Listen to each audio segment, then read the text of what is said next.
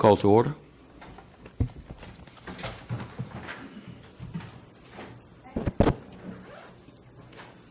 We're going to have an invocation by Councilman Robert Shaw. We're going to observe a moment of silence for Miss Bernice Robinson, mother of Sandrine Robinson of the Public Works Department. And we're going to have a Pledge of Allegiance, our Pledge of Allegiance led by Councilman Marvin Moore. The regular meeting of the Mayor and Board of Aldermen for Thursday, August the 10th, 2017, 6 p.m. in the courtroom at City Hall is now in session.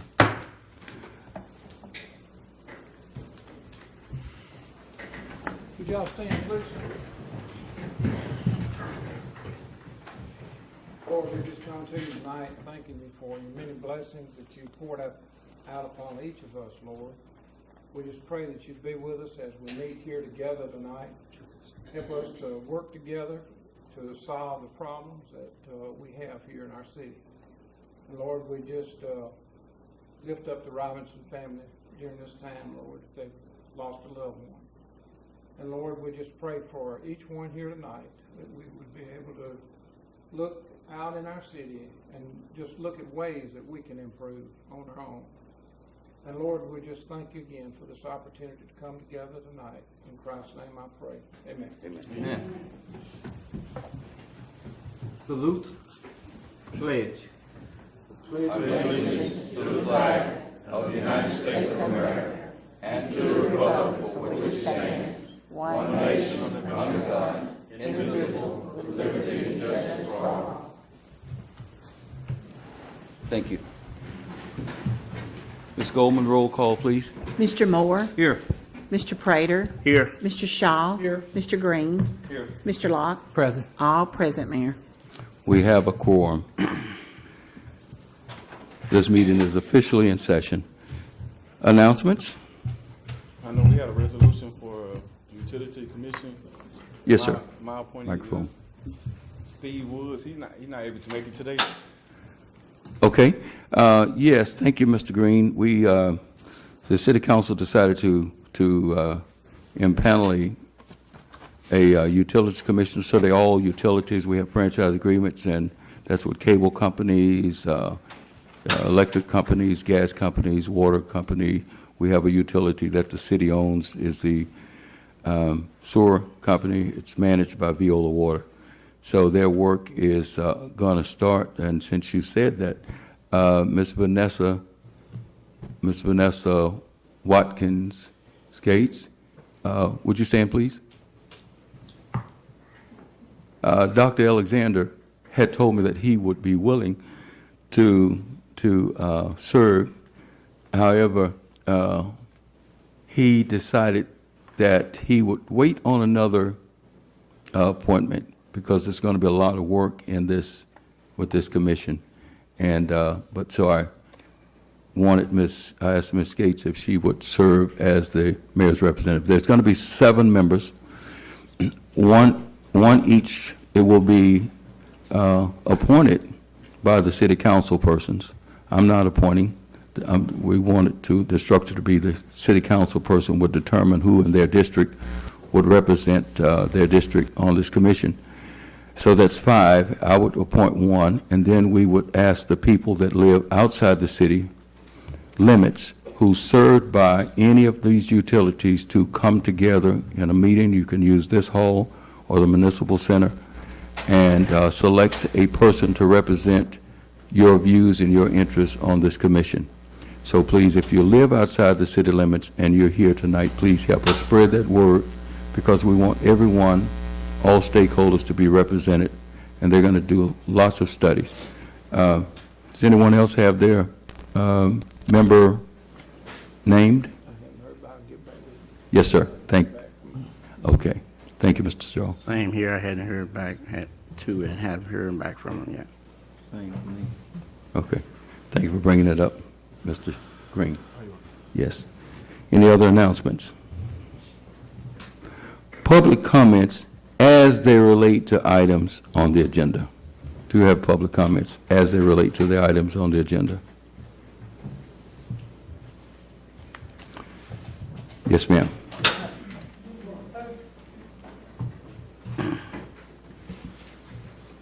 Mayor, can you ask them to state their name and their address for the record? Okay, would you state your name and your address for the record, please? Rose M. Thompson, 120 Parkhurst Avenue, Bastrop, Louisiana, 71220. We're glad to have you, Ms. Thompson. My comment is, I wish that aldermen and you would come together on selecting the city attorney, Yes, ma'am. and I wish that we could all just take care of this tonight so that we can move forward. Because it is hindering a lot of things that in the courts that is backing up. And I had a conversation with Mr. Lester before he went on vacation.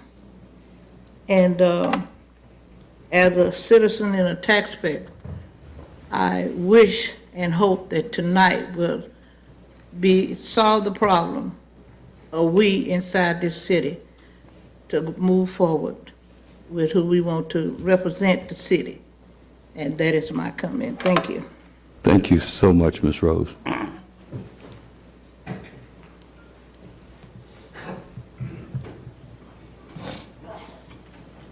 Good evening. Good evening. Cindy Hendricks, and I'm going to put my address at 1905 East Madison, Bastrop, because I am a business person, and everything in the city reflects my business that happens. So I'll say, Mayor, members of the City Council, as a citizen and representative of other citizens seated in this room this evening, I will be addressing the same item that Ms. Thompson did, number 11, and item number 12. Mayor, you suggested at the meeting on July 20th that the Attorney General should be notified in a request for verification of procedures in hiring for city attorneys. We would hope that the resolution that you have, 17-1728, for the Attorney General's opinion clarifying the authority and the procedural requirements for appointment of city attorneys for the city of Bastrop will pass unanimously and signed tonight. To be an administration that wants to seek lawfulness in the community, we should seek the law and abide by it. We want to be considered a community that respects the law, and it all begins with all of you and all of us. On item number 12, we do need a city attorney. You also supported, Mayor, of having 3 attorneys at one time. Due to the budget issue, we have only employed 2. We would hope that you would be considered in hiring Mr. Jones, Mr. Lawrence, and Mr. Pierre only as temporary basis until the matter of the procedure for appointment is verified, and then only 2 can be hired. The last, I have a question. Could anyone tell me who is in charge of Robert Rules of Order? Because it is my understanding that there is discussion, a question is called to end discussion, and a motion is made only by members of the council and voted on unless it is a tie. So could anyone tell me who's in charge of that Robert Rules of Order so that all the meetings are followed and run on a timely and professional basis? Thank you for your comment.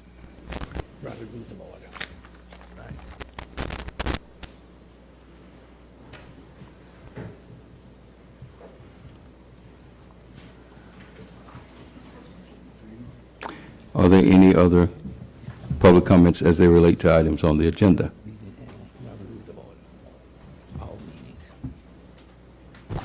Approval of the minutes, item 5, approval of the minutes.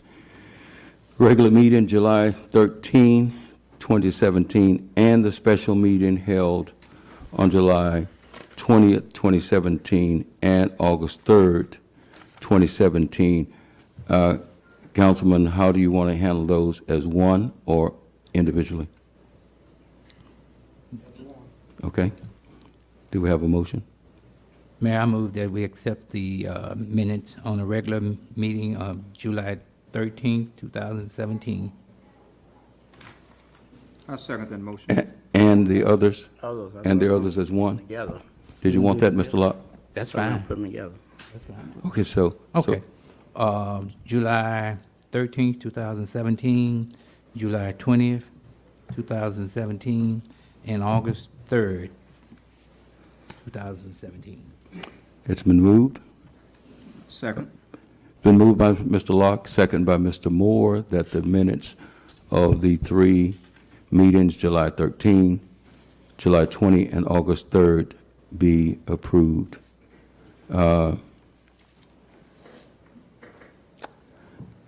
Discussion?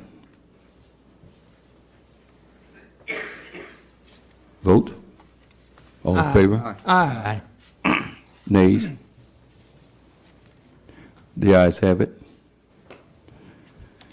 It's approved.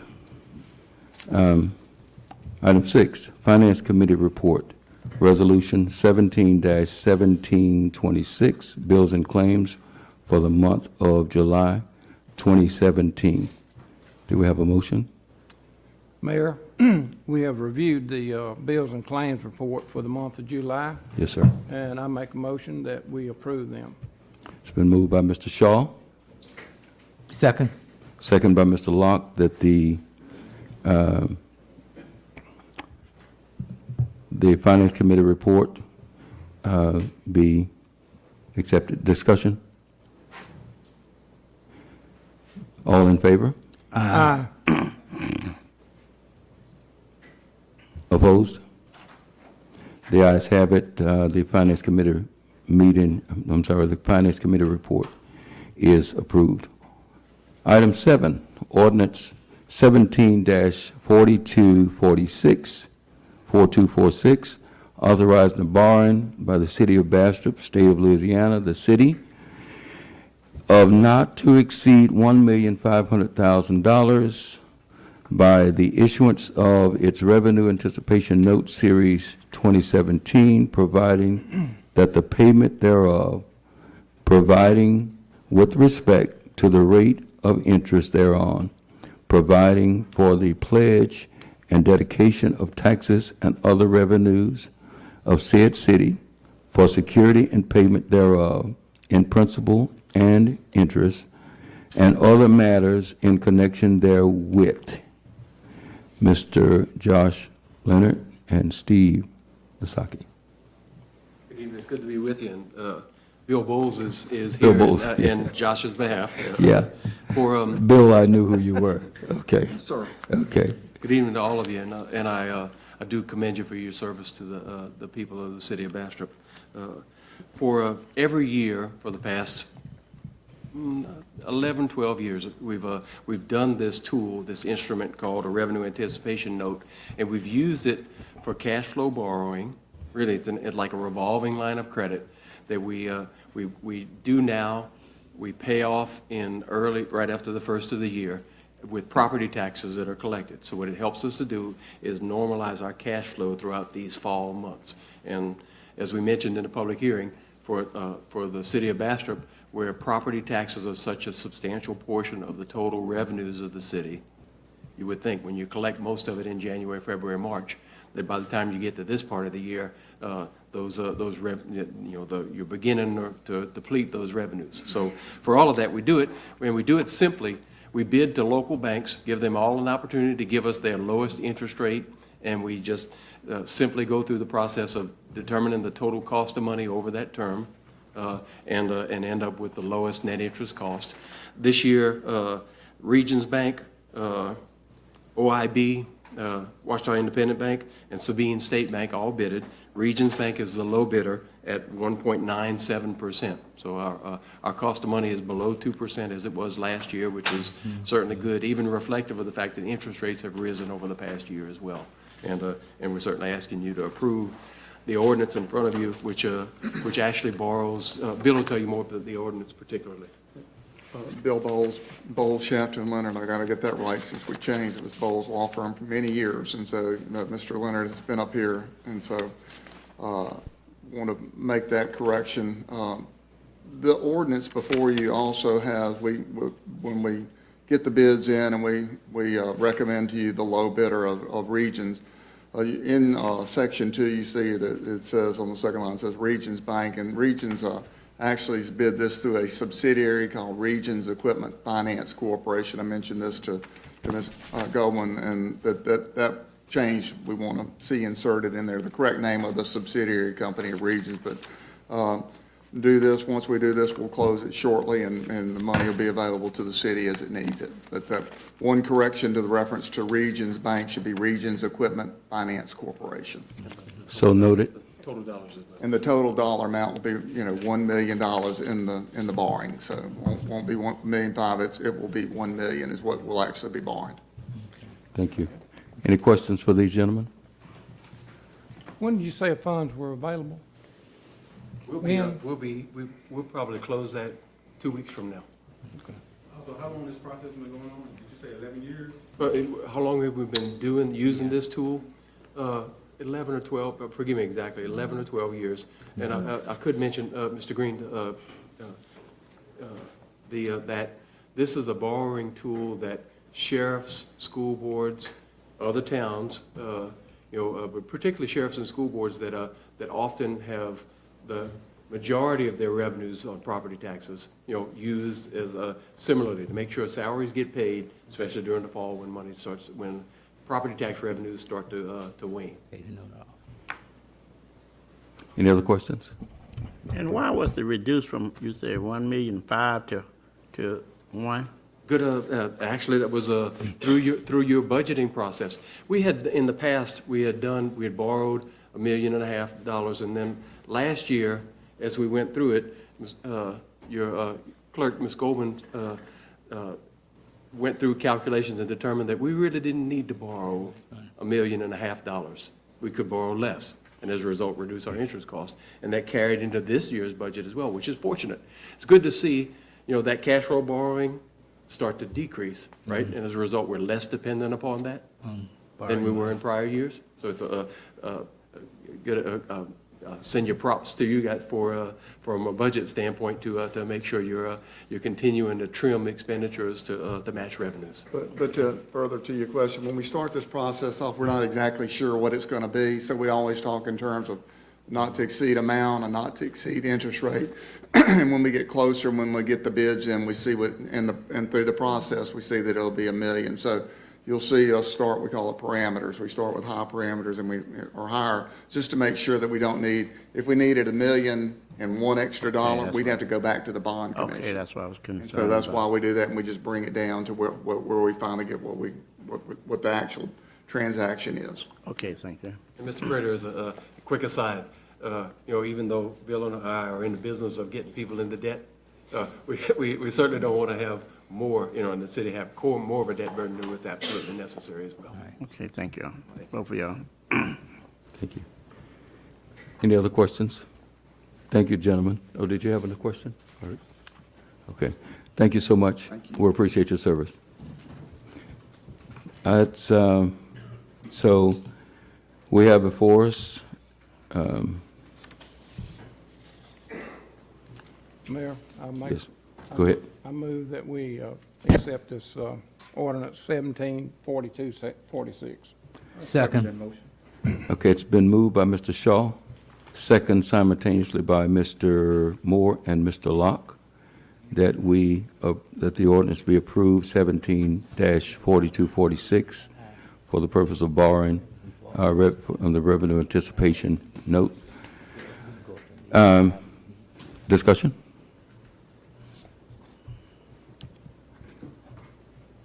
All in favor? Aye. All opposed? The ayes have it. Resolution or ordinance 17-4246 is passed.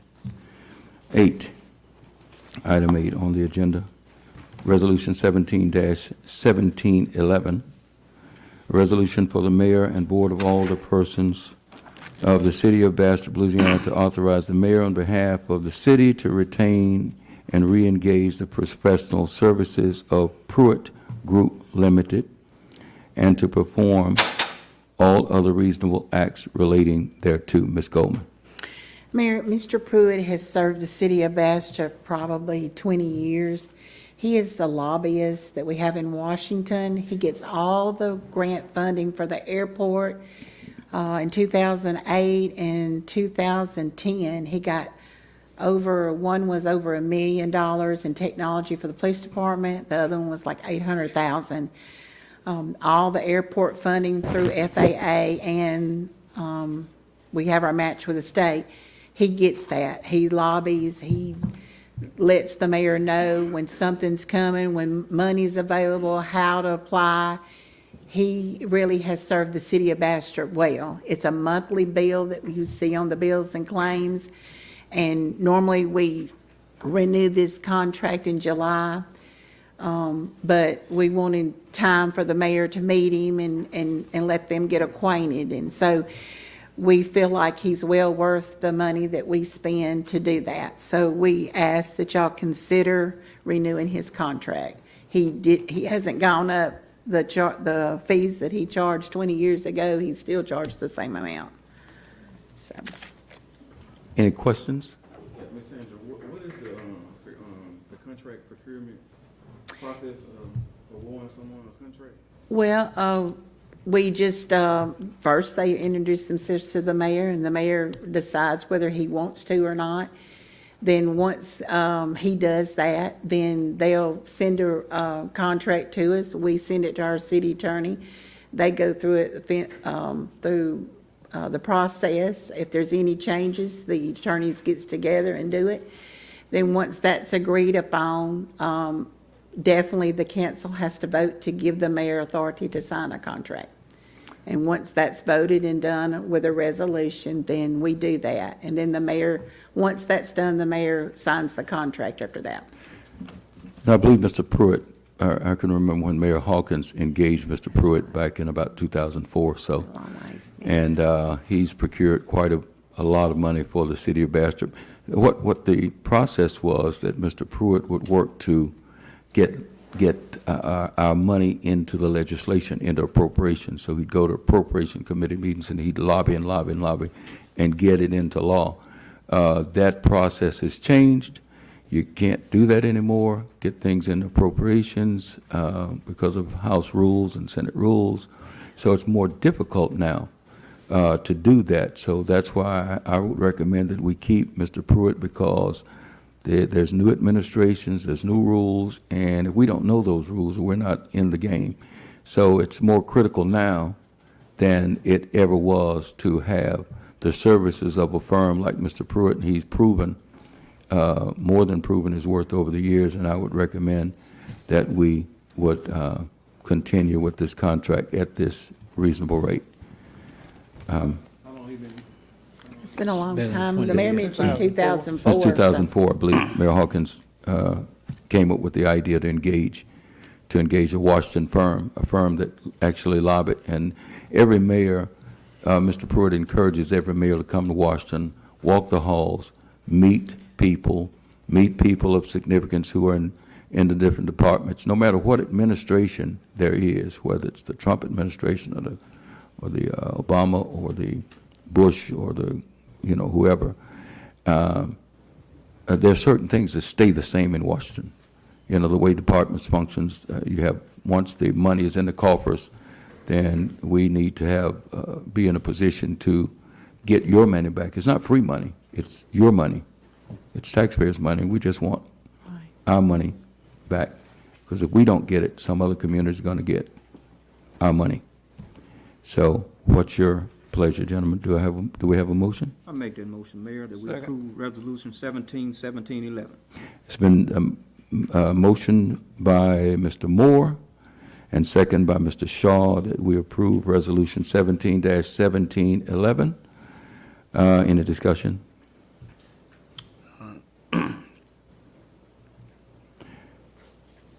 All in favor? Aye. All opposed? The ayes have it. The resolution is passed.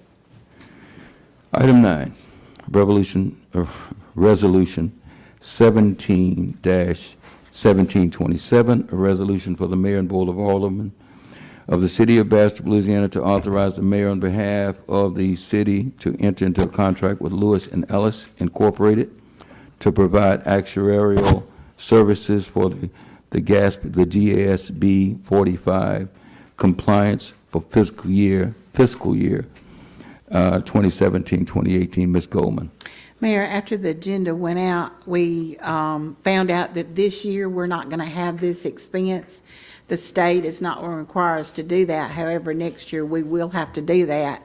And then they're introducing another Gatsby line item too that we will be required to do. Once they figure out definitely what we've got to do, then they'll let us know. But this is a savings to the city, so we don't have to have any action at all. Was that about 14,000 something? What was it? No, sir, I think it's 5,000. 5,000? Okay, yes, sir. all right. I would recommend that the city, if we can get a motion to take no action on this as recommended. Do we have that? So moved. Moved by Mr. Locke and second by Mr. Prater that we take no action on Resolution 17-1727. Can we get a vote? Oh, I'm sorry. Thank you. What's your, in the discussion? Vote, all in favor? Aye. All opposed? The ayes have it. We are taking no action on item 9. Mr. Richard Ridgell, is he here? Mr. Ridgell, come up, please, sir. Is Chief here tonight? Oh, thank you, Chief.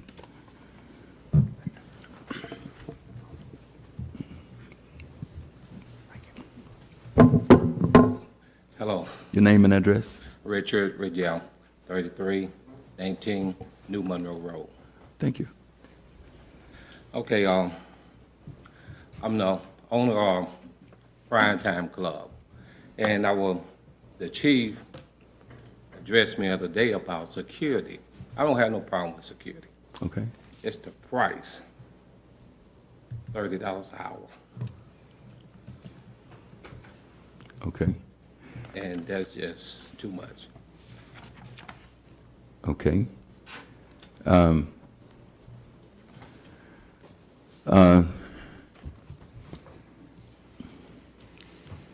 So you're asking, what do you want the council to do? Do you want us Well- to take that under consideration Well, and I get want back with you, or what do the you? council to let us get our own security.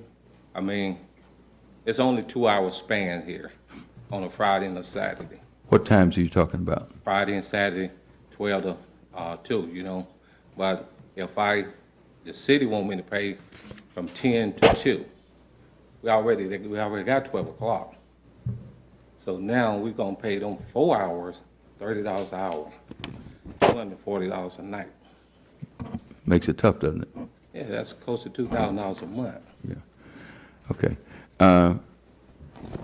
I would recommend, are you open already, or? I know we approved your, Tonight gonna be the opening night, Tonight? tonight. Well, congratulations. Thank you. I believe we approved your liquor license Right. a month ago, or a few weeks ago, right? Yes, sir. Okay. Well, we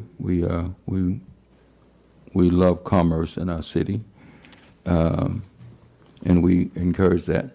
Now, this is an unusual request at city council meetings. Normally, that's, you come up and discuss with us, because this, I was unaware of the actual item on the agenda.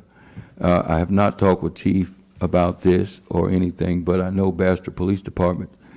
I can't speak for the chief, but I'd like to get suggestions from members of the council on what your pleasure is, gentlemen. Whatever you provide security from 10 to 12, and then from 12 to 2, you hire the police department. Excuse me.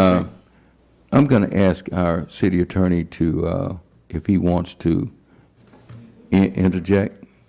I think there's an ordinance that governs, it's mandated that he has to have the security. I'm not certain if the ordinance sets for the price for the security, but I think that's something that he probably can arrange through the chief and through the officers. I mean, they're getting paid to do it. It's not something that the city is providing. It's just mandated that city officers are the ones who have to be there. Chief, would you come to the microphone, please? Chief Campbell. Chief, would you address this situation for us to bring us up? Yes, Mayor, Board of Aldermen, 4-23.1 addresses, this mayor and council in 2013 established this law that he doesn't have to have security if he closes at 12. We're not concerned about the hours that he operates until midnight. It's just from midnight to 2 a.m. where he has to close. The ordinance designates that you back up to 10 p.m. and that for those 4-hour block, he could close at 12:30, 1:30, or 2. But the ordinance 4-23.1 regulates that if he is going to open past midnight, that 2 uniformed police officers be there at the hour of 10 p.m. to regulate security, that they be post-certified police officer standards and training, that they have the power of arrest, and that they be present for those 2 hours leading to the midnight hour and into the 2 a.m. hour.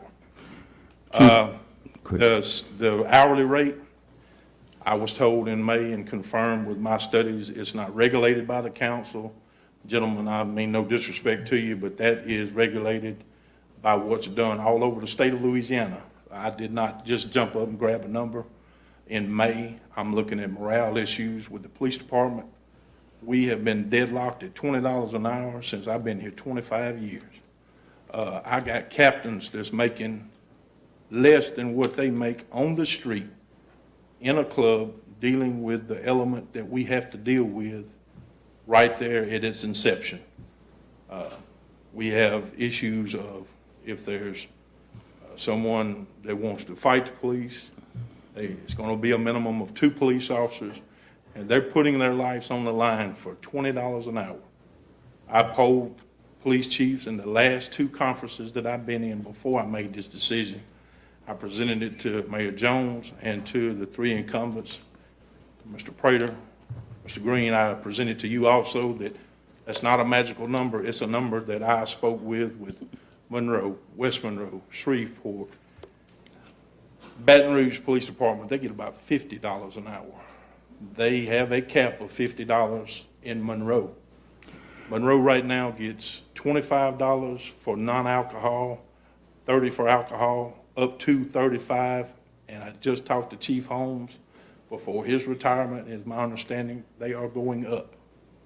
It's not my plan to move it in no time soon, but gentlemen, I moved it because I had police officers that were basically being asked to work for nothing, dealing with the element that we have to deal with, and extra duty is governed by the police chief.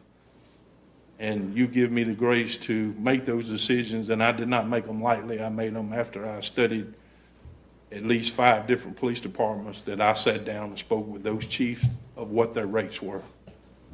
So they, like I said, those numbers come from what the normal rate in all of Northeast Louisiana is.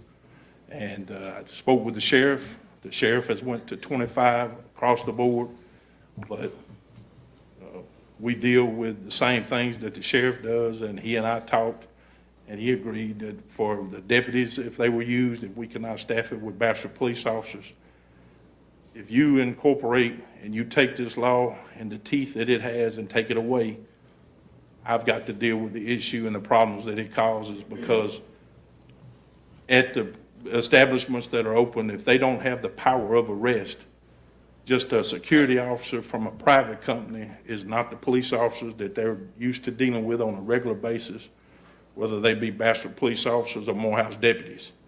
They'll have the power of arrest. They won't have just a quarter to call the police and hope that they get there and make an arrest. They will be able to handle any situation that comes up, arrest accordingly, and police the community that they serve in. Part 103 and 104 of the Civil Service Code, Chief, deals with extra duty and supplemental. Can you explain the difference between extra duty, or tell us what extra duty is? Not to correct you, but 103 is our policy manual. Policy manual, I'm sorry. Yes, you have 2 types of extra duty, or 2 types of off-duty work. You have secondary employment or extra duty. Extra duty incorporates off-duty work that uses the police skills that you are trained and obtained by Bastrop police officers as your tenure as an employee of the city of Bastrop. Secondary employment will be if you sold furniture for a living on the side, if you've done something like that. Extra duty is what you would do using your police powers. In the Bastrop police uniform Right. with the badge Whether on? it be a detective's second class A patrol uniform or a polo with police on it and some type of BDU belt and like I normally wear, or a Class A uniform. But what you would do recognized as a Bastrop police officer. So what you're telling us is that the city council in 2013 passed an ordinance. Yes, sir. I That- have it here. I think y'all may have it in your packets, but Okay. this council did bring that law into effect in 2013. Yes. And that we do not have the power, this board, this mayor, and this board of aldermen to set rates. I'm not going to say that you don't, but it's typically, Yeah. those rates are set by the Yeah, chief in the well- department. Well, I'm going to open this for councilmen to comment and give their comments. Let's start with Mr. Moore and just work our way down. Mr. Moore, you have any comments on this? Like I said, I think in 2013, we Microphone. did Microphone. approve this, you know, so our thing is, you know, we got to set some kind of standards, but we don't set the price. That's the only thing. We don't set the amount, you know, so, again, I don't know, that'll be between you and I guess the chief to set the price if you want to lower that price. Mr. Ridgell, sir, do you have any questions on, up to this point, on what the law is? Well, my point is that as a citizen here, I'm paying taxes, right? So it's supposed to be protect and serve for everyone. And why do I have to pay double? Okay, I would ask the chief, if he was still there, is he making any difference? Of course, there are, in our policy, chief, depending on the type of business, like, let's take Bingo Gold for an example, that's a gambling. I don't regulate Bingo Gold. I know you don't. Right. But I'm saying, is alcohol served at Bingo Gold? No. Okay, all right. Is alcohol served at your club? Yes. Okay. Yeah, Go ahead. $25 across the board at any city-owned building or at any private entity, excluding Bingo Gold, that a Bastrop police officer is employed at an hourly rate. $30 per hour for any alcohol-related and consumed activity on city-owned property or privately owned contracted security detail that a Bastrop police officer is employed. So are you saying, Chief, that if someone rented the municipal center for a class reunion dance and served alcohol, $30 an hour. $30 an hour, so that's established? Yes, sir, that's already established. I put the changes into effect in May's council meeting. I brought it to the attention of Mayor Jones, the three incumbents, now to the new two councilmen. To refresh your memory, it was a rate set after I'd done my studies and research with all the chiefs across Northeast Louisiana. They said, you set your rates. At that point, I sent out the memo. All of the public works, as far as in Parks and Recreation, were made aware of it. School board that we serve, in any city-owned property, made the 30-day aware of it, and it started 1st of June. So was this rate set before, Mr. Ridgell? This rate's been set and changed since May. Okay. Yes, sir. Yes, Mr. Green, you have a, I have a question. So we set the time, right? We passed the ordinance for the time.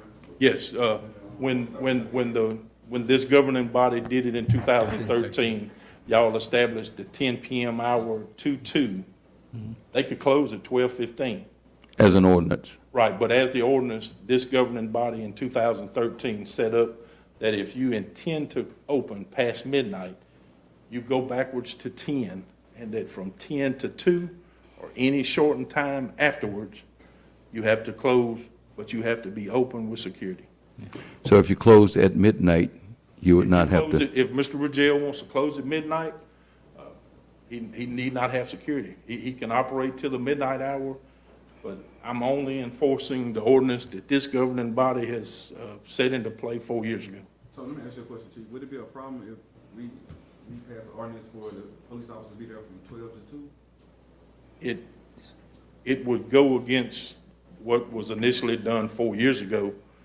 And I think that this governing body understands that just 2 hours at midnight, you've already have the issue of that person that has Been drinking. consumed too much, that is going to be a problem.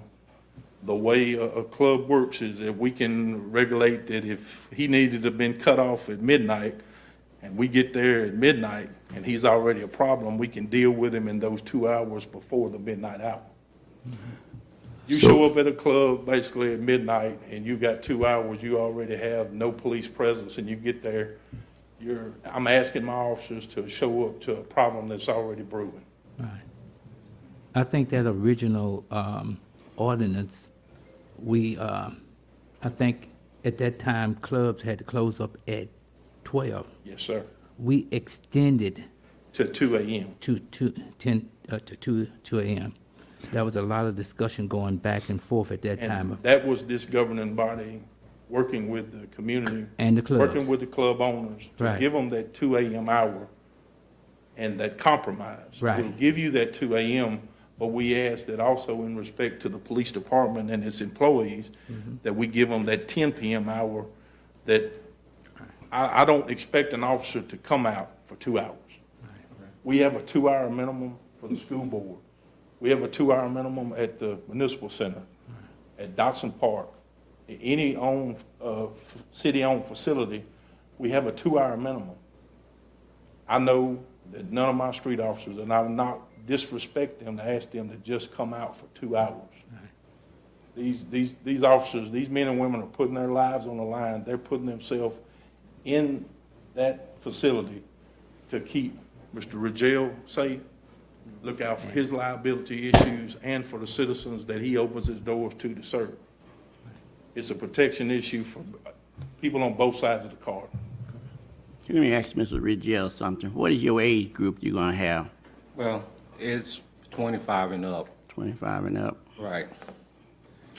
And I wanted to send something the chief say. Now, several pieces of property that I may own here. I called y'all. It takes 45 minutes to get to one place. Wait, say that again, Mr. It Rigel. takes 45 minutes to get to one place. If you call a police officer here in Bastrop, it takes 45 minutes. Yeah, let me speak to that for a second. We had a policeman quit today. Right. We're back down to 3 policemen for the city. And they have to respond to all types of calls, domestic and all. So no, I'm not trying to cut you off. You, believe me, we don't do that. We don't cut people off. No, go ahead. But I want you to have a little empathy for what we're dealing with here and how stretched our police force is.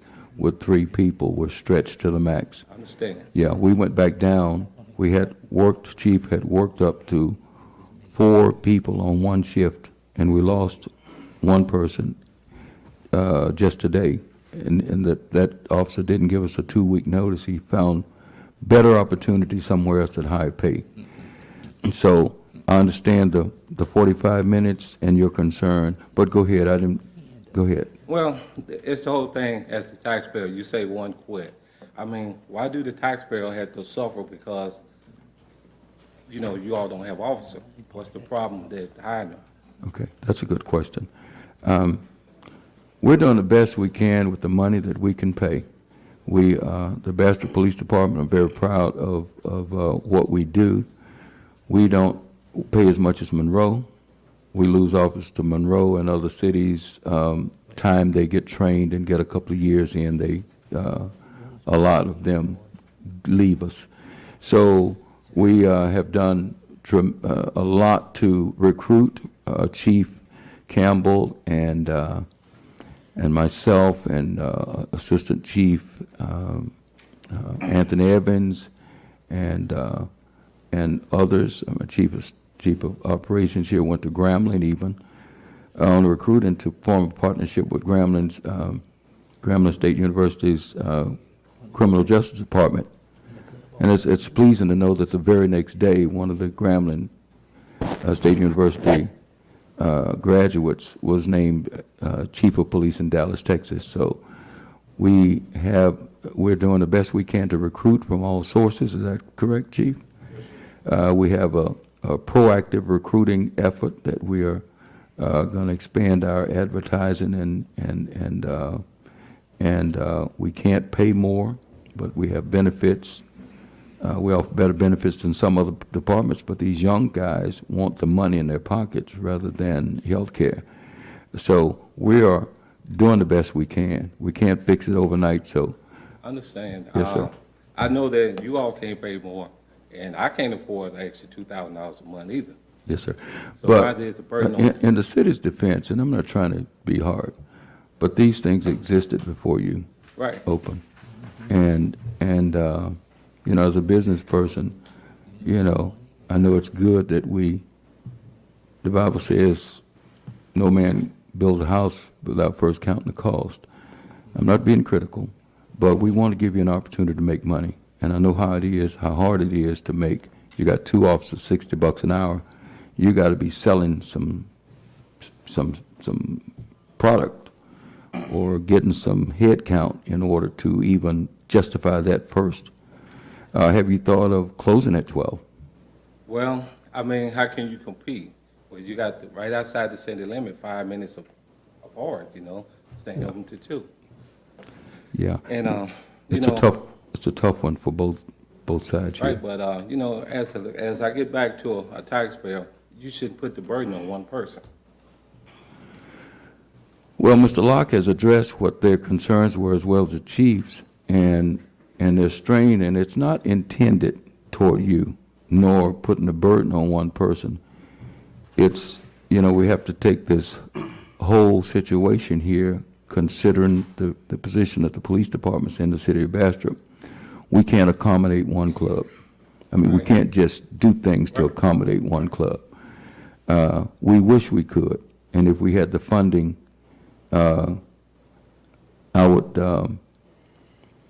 we'd have a solution. But we don't have the funding. We are stretched to 3 policemen. We already have contracts with them, not contracts, but we already, there are places like Bingo Gold who use our policemen, as security, okay?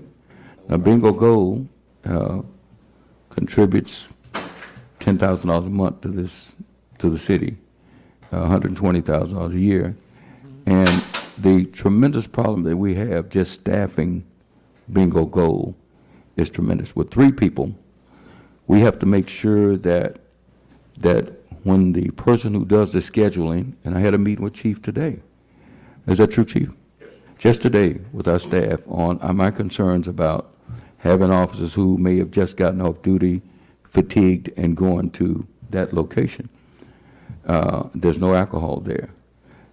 My concern was that we make sure, just like truck drivers, as Mr. Pierre pointed out in the meeting, truck drivers have to pull their trucks over after 8 hours and let those diesels run in the trucks in the roadside rest areas before they get back on the road.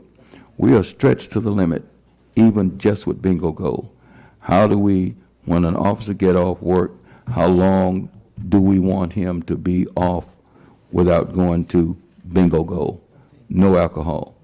And for your business or any other business to need us, the services of our policemen, I didn't write the ordinance, I wasn't in on the discussion.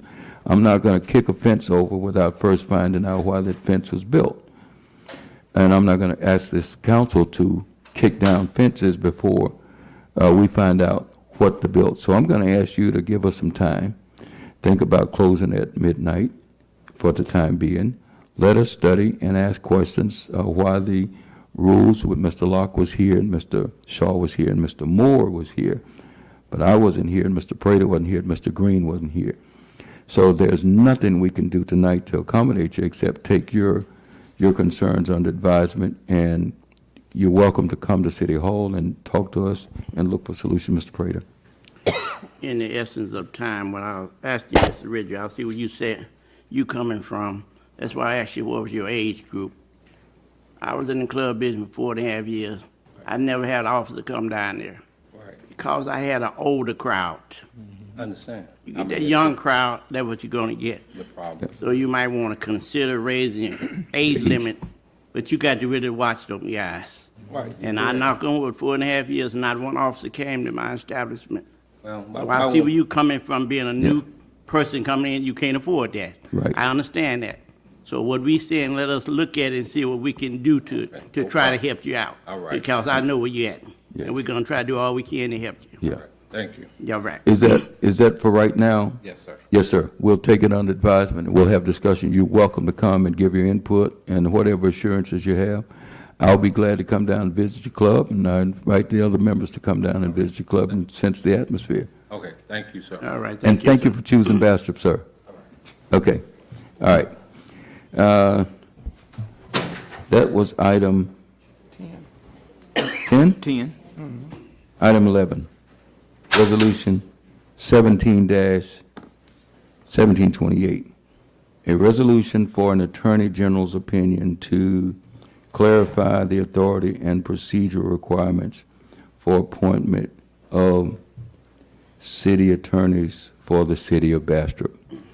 We had public comment too, and I do appreciate Ms. Thompson, my friend, Ms. Rose. She so eloquently asked us to resolve this. You know you, my friend, girl. Okay.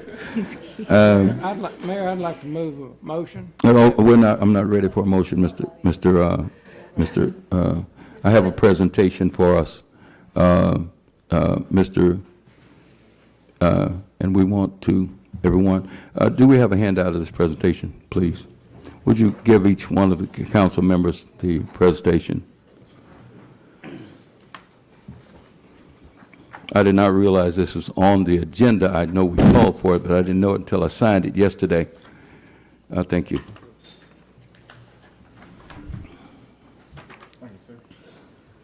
Okay.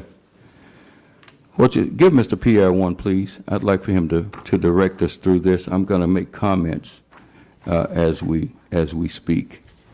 First of all, there's established law and Attorney General opinions on this. We're not the first city that this has happened to. It's been happening, and it's a well-settled question with the Third Circuit ruling and no Supreme Court ruling. It never was appealed, but it's settled law.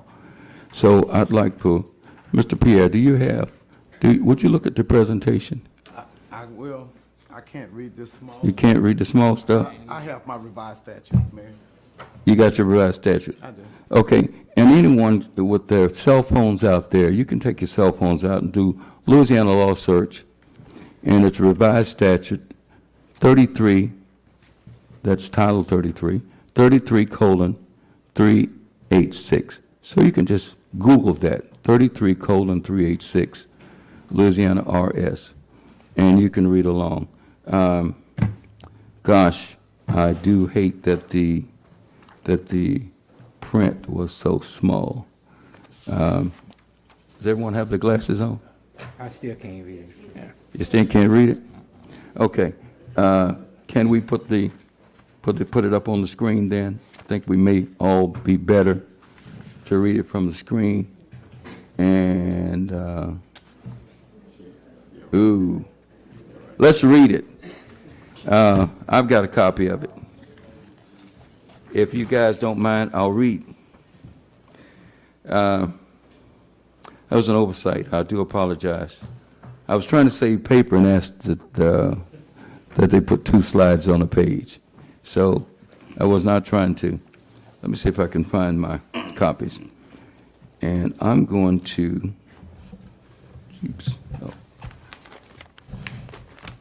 I'm going to read it.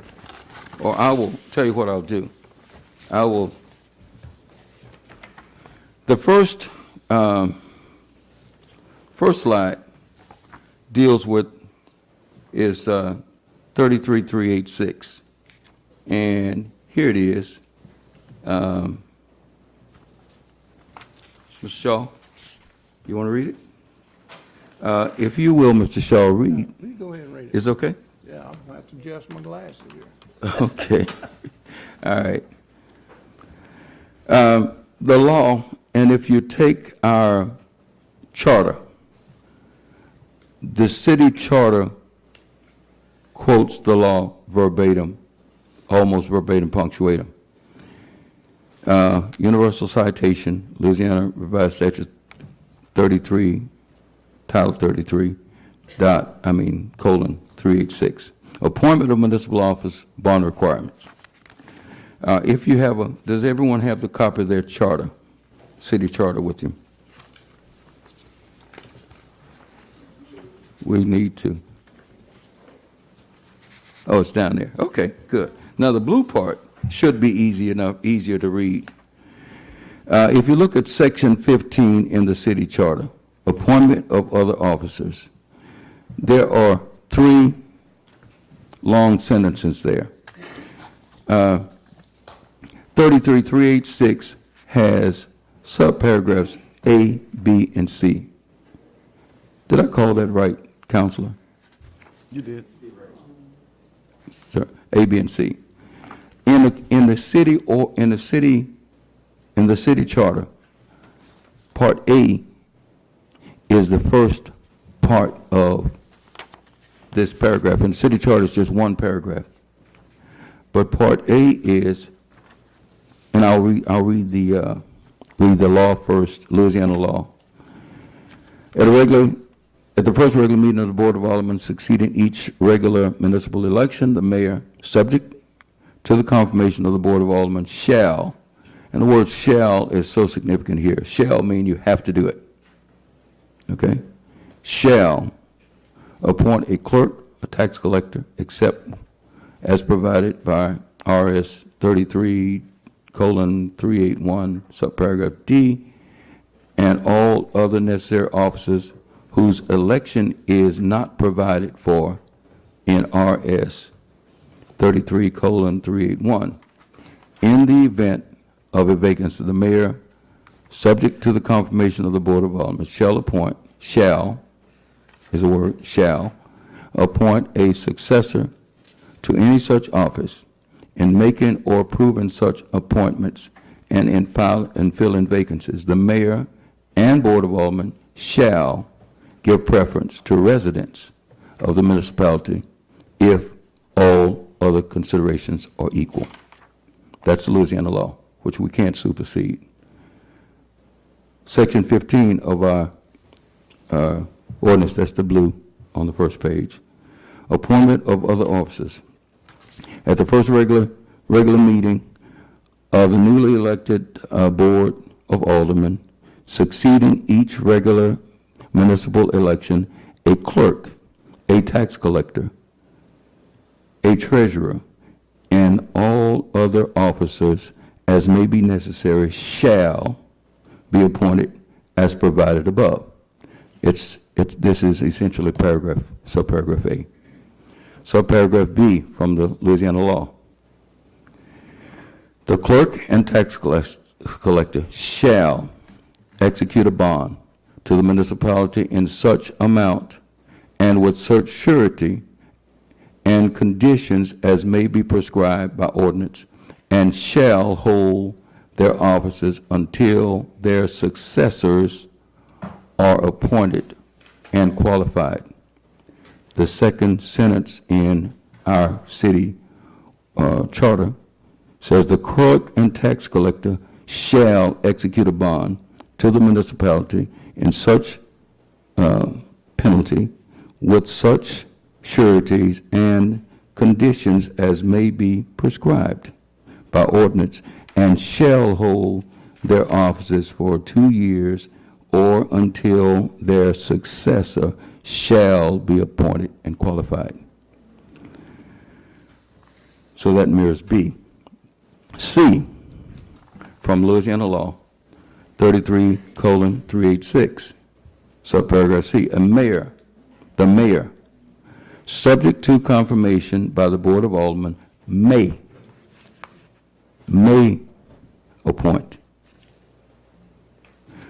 and fix compensation for an attorney at law for municipality whose duties in such capacity may include representation of all municipal officers as defined by RS Revised Statutes 33:381, subparagraph A, in action against them in connection with and arising out of their function as such officers and other duties as prescribed by the mayor. The municipality may also employ counsel to represent its interests should the occasion arise. That's subparagraph C. Here's its parallel in our charter. The mayor, with the advice and consent of the Board of Aldermen, may annually appoint an attorney at law or attorneys at law for the municipality, prescribe his or their duties, and fix the form and extent of his or their compensation. So that's our charter, the document on which we're founded. We are a Larson Act municipality. This Mayor and Board of Aldermen fund, and this law applies to us. I'd like to go to slide 2. Are there any questions about that? In section, slide 2 has the Louisiana law, section A, and the charter sentence that applies in our charter. B, so just what I said, we just divided this out. I asked my staff to divide this out this afternoon to separate this. So C, this is just what I read, A, B, and C. We have the parallel between state law and our charter. Are there any questions so far? That's your interpretation of it. No, I just read it. I didn't interpret anything. I just read it. I didn't interpret. I just read it. Straight from the law. What is the, Let us finish. Let us finish, Mr. Shaw. Look next, July 16, 2016 council meeting. On the second page, page 3 at the bottom, is the meeting of the Mayor and Board of Aldermen, the regular meeting for the Mayor and Board of Aldermen of the City Council of Bastrop, Louisiana, was had Thursday, July 14, 2016 at 6 p.m. in the council, in the Common at City Hall. Mayor Arthur Jones presiding. Mr. Johnson led the invocation, Pledge of Allegiance. Mr. Moore, roll call, followed. Present was Mr. Moore, District A, Mr. Obie Johnson, District B, Mr. Robert Shaw, District C, Mr. Roy Armstrong, District D, and Mr. Howard Locke, District E. And in that, minutes of the meeting, I'll read the line that's highlighted. Mr. Doug Lawrence and Mr. Rodney Pierre were appointed city attorneys on a motion by Mr. Moore and second by Mr. Shaw, followed by a unanimous vote. That was you gentlemen who appointed Mr. Pierre and Mr. Lawrence. Yes, sir. Are there any questions about that or disputes? Any disputes about whether or not you all unanimously voted, moved, and second to appoint this man right here, Mr. Pierre, as city attorney? no, it wasn't just Mr. Pierre. Yeah, I know. I said attorneys. I named them both. Okay, next page, on page 4. You have Attorney General's opinion number 88-505. And my God, is that small. If there is any doubt, I have 2020, Robert. I don't know if you need It should be. to magnifying glass. I'm good. What's the date on that? 1988, it ain't been a, 1991. it ain't been a revised? No, an Attorney General's opinion, gentlemen, stands until another opinion. See, this is when Mr. Gus was Attorney General. Let's just get to it. So we've got sufficient Attorney Generals and court rulings from the Third Circuit that's already established this. I mean, let's not shake our heads before reading. We don't even know what the rest of this is. So please don't shake your head. This is Louisiana Attorney General's opinion 88-505, 1988, and Office of the Attorney General, State of Louisiana, opinion 88-105, October 25th, 1988. It says here, it's qualifications, tenures, and vacancies. And you can read there after RS 422, it says the town marshal of the village of Delhi is Delta, I'm sorry, Delta, thank you. You guys' eyes are good. Okay. Delta are appointed by the mayor, but must be confirmed by the Board of Aldermen. Present, what does it say? Marshall. Yeah, present marshal, what else does it say? Appointment of successor. Continues to serve. The present marshal continues to serve unless appointment and confirmation are finalized. The Attorney General's opinions always consist, we got more, we have more. They always consistently, Louisiana law, these guys are not stupid, these legislators, they want to make sure there's a continuation of government and not an interruption of courts and not a shutdown of government because councilmen and mayors can't reconcile, because this is pretty common stuff that councilmen and mayors don't reconcile. So this, in the spirit, in the context of making laws, they make provisions for this, and the provisions are clear. And let's go to opinion 91-28. This is from the office, from the Attorney General. The year is 1991, opinion 28. Very early in the year, January 28, 1991. Says the office is in receipt of your request for an opinion an opinion of the Attorney General relative to the appointment of a town attorney for the town of Lutcher. The aldermen of the town take the position that that by ordinance, the town attorney is one of the named town officers, and pursuant to RS 33.386, the ordinance that we read, at the first regular meeting of the Board of Aldermen after the regular municipal election, the mayor, subject to the confirmation of the Board of Aldermen, shall appoint, now this is their charter, okay? Shall appoint a mayor subject to confirmation of the Board of Aldermen. Now this is, as you will see, supersedes the Louisiana law, and you can't do that. But we'll answer that in a second. Okay. Appoint a clerk, a tax collector, and other, that's shall, yeah, shall for the clerk, that's consistent, I'm sorry. Shall appoint, what we said in A, right? Whose election is not provided for, which included by ordinance the town attorney.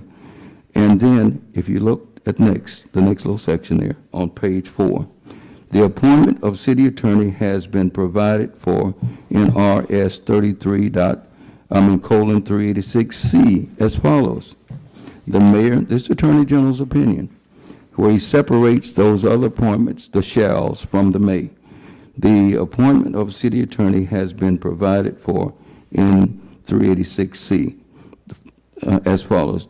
The mayor, subject to the confirmation by the Board of Aldermen, may appoint and fix compensation for the attorneys at law. Yes. Well, the question is whether he is or not. So let me go this, and I'm going to ask him to elaborate. Mr. Pierre, do you have language, big enough that you can see attorney? Absolutely.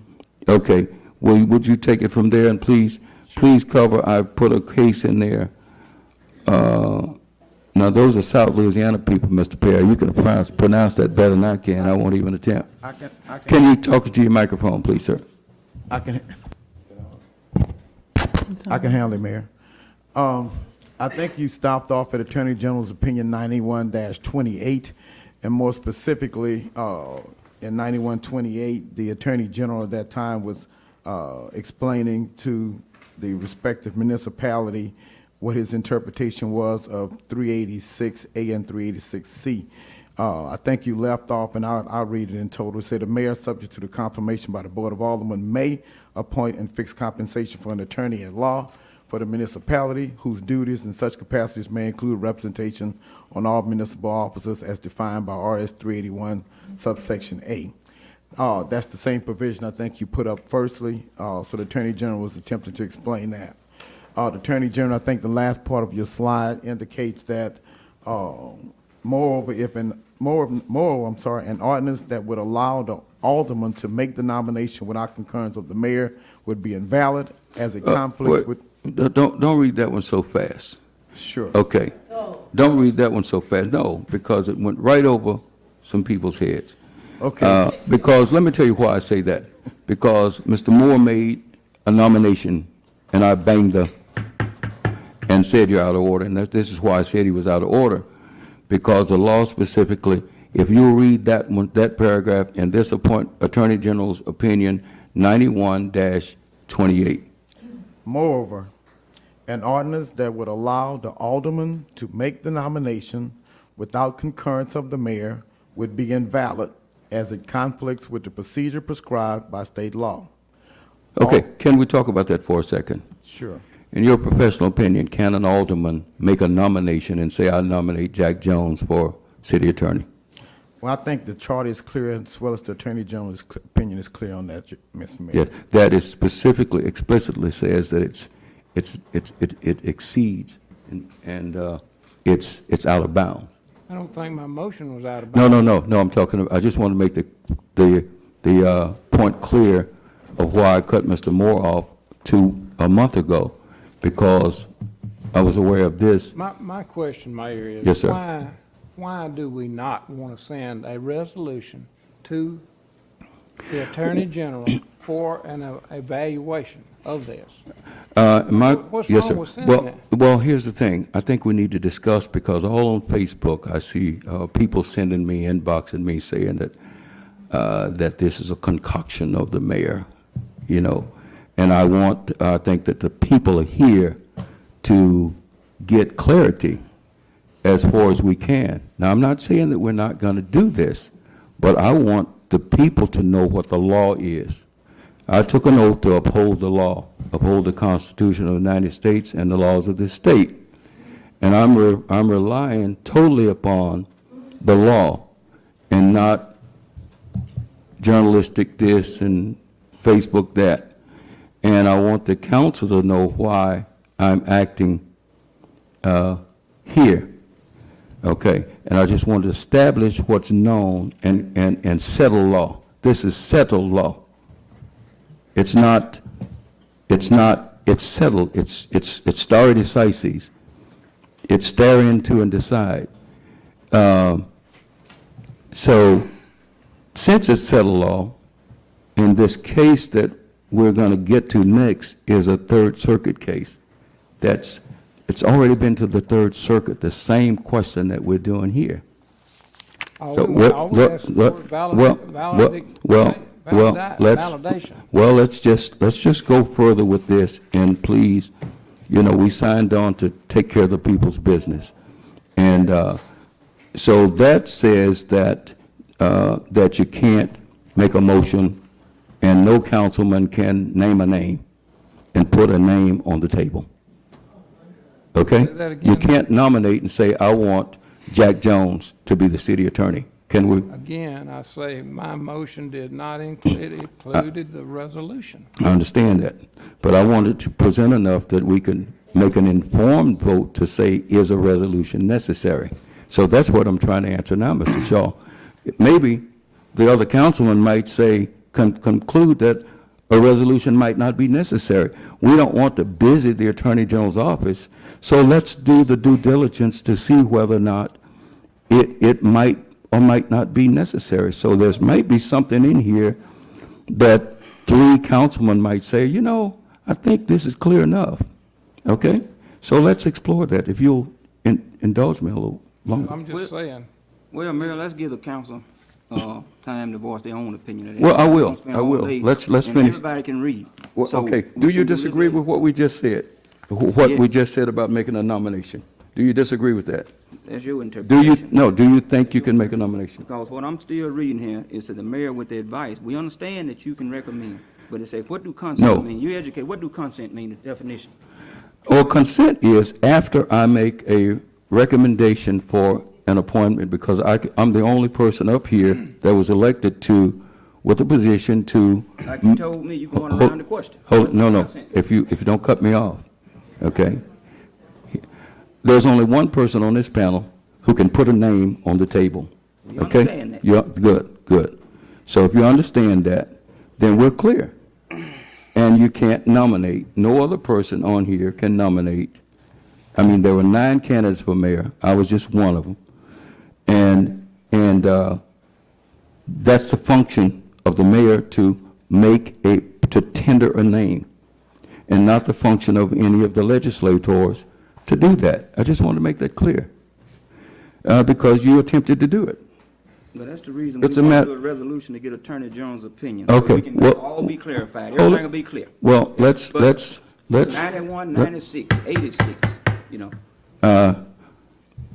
let's go on to the case, the Third Circuit case, that settled law.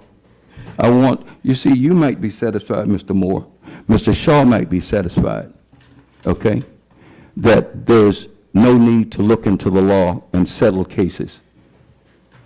But other councilmen might not. So please don't deprive them of getting information that might help them make an informed decision. Mr. Pierre? Yes, sir. How do you pronounce that, Ardion versus Rougeua? Those are South Louisiana names. Can you help us with that? It's Ardoin versus Rougeau. Ardoin versus Rougeau. Let me give the council a quick history on this. In this particular case is a 1996 case. In that particular case, the new mayor came in, and he felt, I don't want to say in dislike, but he no longer wanted to have the city attorney serving in the capacity of city attorney. He declared that office vacant, and he instructed the clerk not to pay the city attorney. The city attorney at that point in time filed what is called a mandamus proceeding, and proceeded on to the district court, and prevailed in the district court and again at the circuit court level. But what I will do, I'll attempt to give you the short version of it. I will give you what the case notes say on it, and it says specifically under case note number 1, it's the first paragraph in the opinion. It says under public employment, continuation in position of office after expiration of a term, holding over. Municipal attorney in Larson Act municipalities, and in parentheses, example 1 governed by a mayor, board of aldermen form of government, was public officer, quote unquote, who was thus entitled to continue discharging duties of office until successor was properly appointed by the mayor and approved by the board of aldermen. Attorney's term of office did not expire with the term of office of the mayor who appointed him, as attorney was not elected by the municipal board, but rather was appointed by the mayor and approved by the board of aldermen. Let me stop you there and ask you you were appointed by Mayor Jones and confirmed by Mr. Shaw, Mr. Locke, Mr. Moore, and Mr. O.B. Johnson, and Mr. Roy Armstrong. Is that correct? That's correct. Okay. According to the ruling of the Third Circuit Court of Appeals, according to this rule, the attorney's tenure did not expire with the new mayor coming in. Is that correct? The courts have already said it, as well as the attorney general. In your opinion, your professional opinion, is that settled law? It is settled law. Are there any other attorneys, licensed attorneys in the audience tonight? Mr. Jones, would you come up, please? Have I talked to you and coerced you to say anything, Mr. Jones? No, you haven't. Okay, I've talked to Mr. Rodney Pierre about this, and I've reviewed these cases. okay.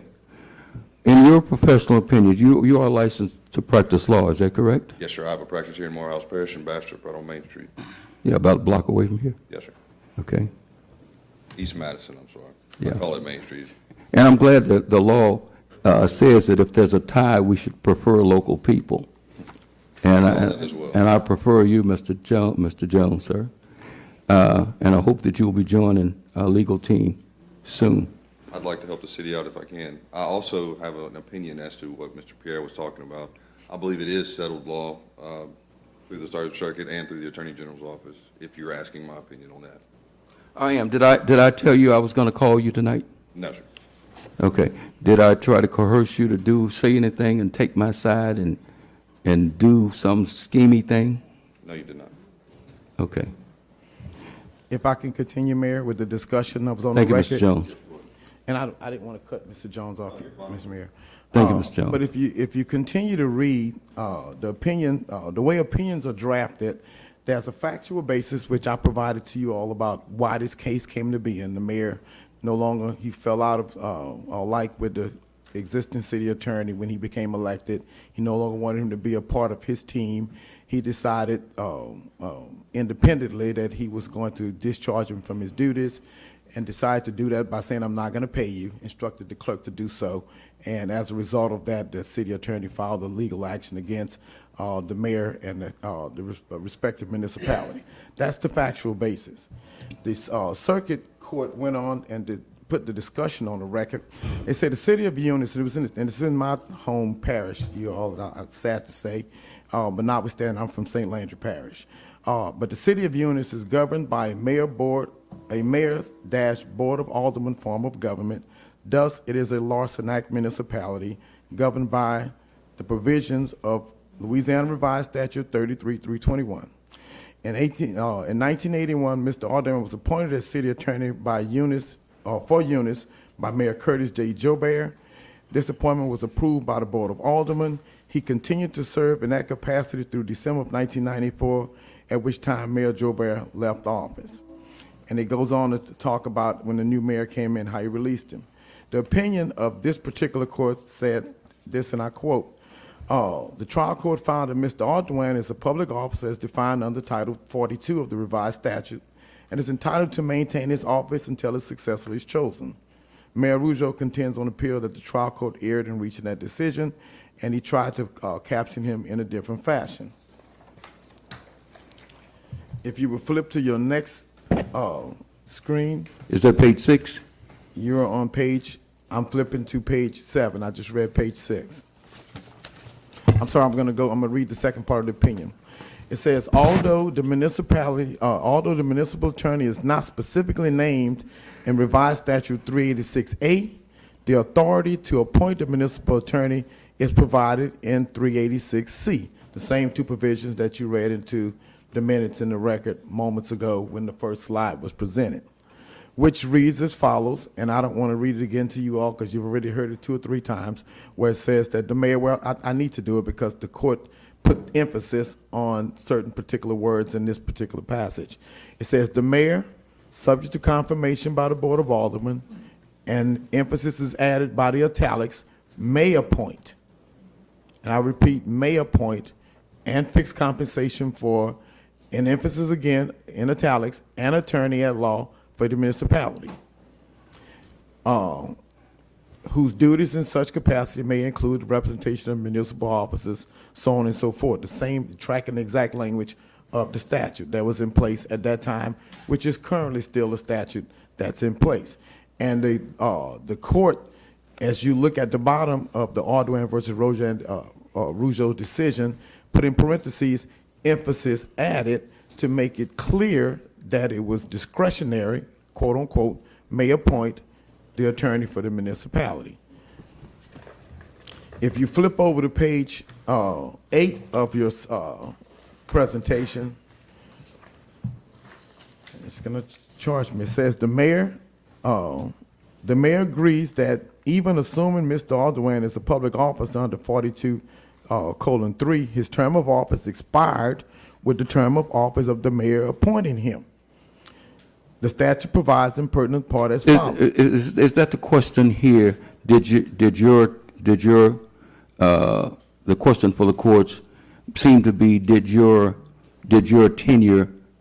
term expire when Mayor Jones and these gentlemen's term expires and they are in a new term? Is that what you're saying that this addressed? This court is addressing that exact question. Okay, so am I to understand that since the city attorney is not elected, then his term is not terminated midnight, June 30th, following an election? Is that right? At the stroke of midnight, new administration, new mayor, new council takes office. That is correct, and I'll read the exact language of the case. Please do. It says, in parentheses, the term of office of an employee or officials elected by any state, district, parochial, or municipal board shall not be for a longer period of time than the term of office of the membership of the board elected them to that seat, the respective boards shall elect its own officers or officers. So that's dealing specifically with your 1, 2, and 3 in subsection A of paragraph of section 386, your tax collector, and those 3 appointments that you had in your clerk. The court goes on to say, however, Mr. Ardoin was not elected by the board. Rather, he was appointed by the mayor and approved by the board of aldermen pursuant to Louisiana Revised Statute, Title 33, Section 386, subsection C, the same thing we've been reading all day. And Louisiana Revised Statute 33404. In any event, we do not find that 42:3 conflicts with 42:2, which provides that the public officer shall remain in office until his successor. Now the public officer is not elected officials. That's the appointed attorney. Is that correct? That is addressed on your next 2 slides, but it goes on to say the disposition of that case is that for the reasons above, we affirm the judgment of the trial court. So the long and short of this decision is that, let me finish it up with 40. These next 2 slides probably going to hopefully solve the questions that you all have. If you go to Title 42, and I guess for the audience, Mayor, you did it earlier, but if anyone endeavors to follow along, if you go to Louisiana Revised Statutes, Title 42, Section 2, and Section 3 are the governing provisions associated with this issue before this body. And I'll just pull up my Title 42 on my phone. I have it saved on my home screen. It's going to be a little easier to read for me. Title 42, Section 2, don't do that. I touched the wrong screen, 1 second.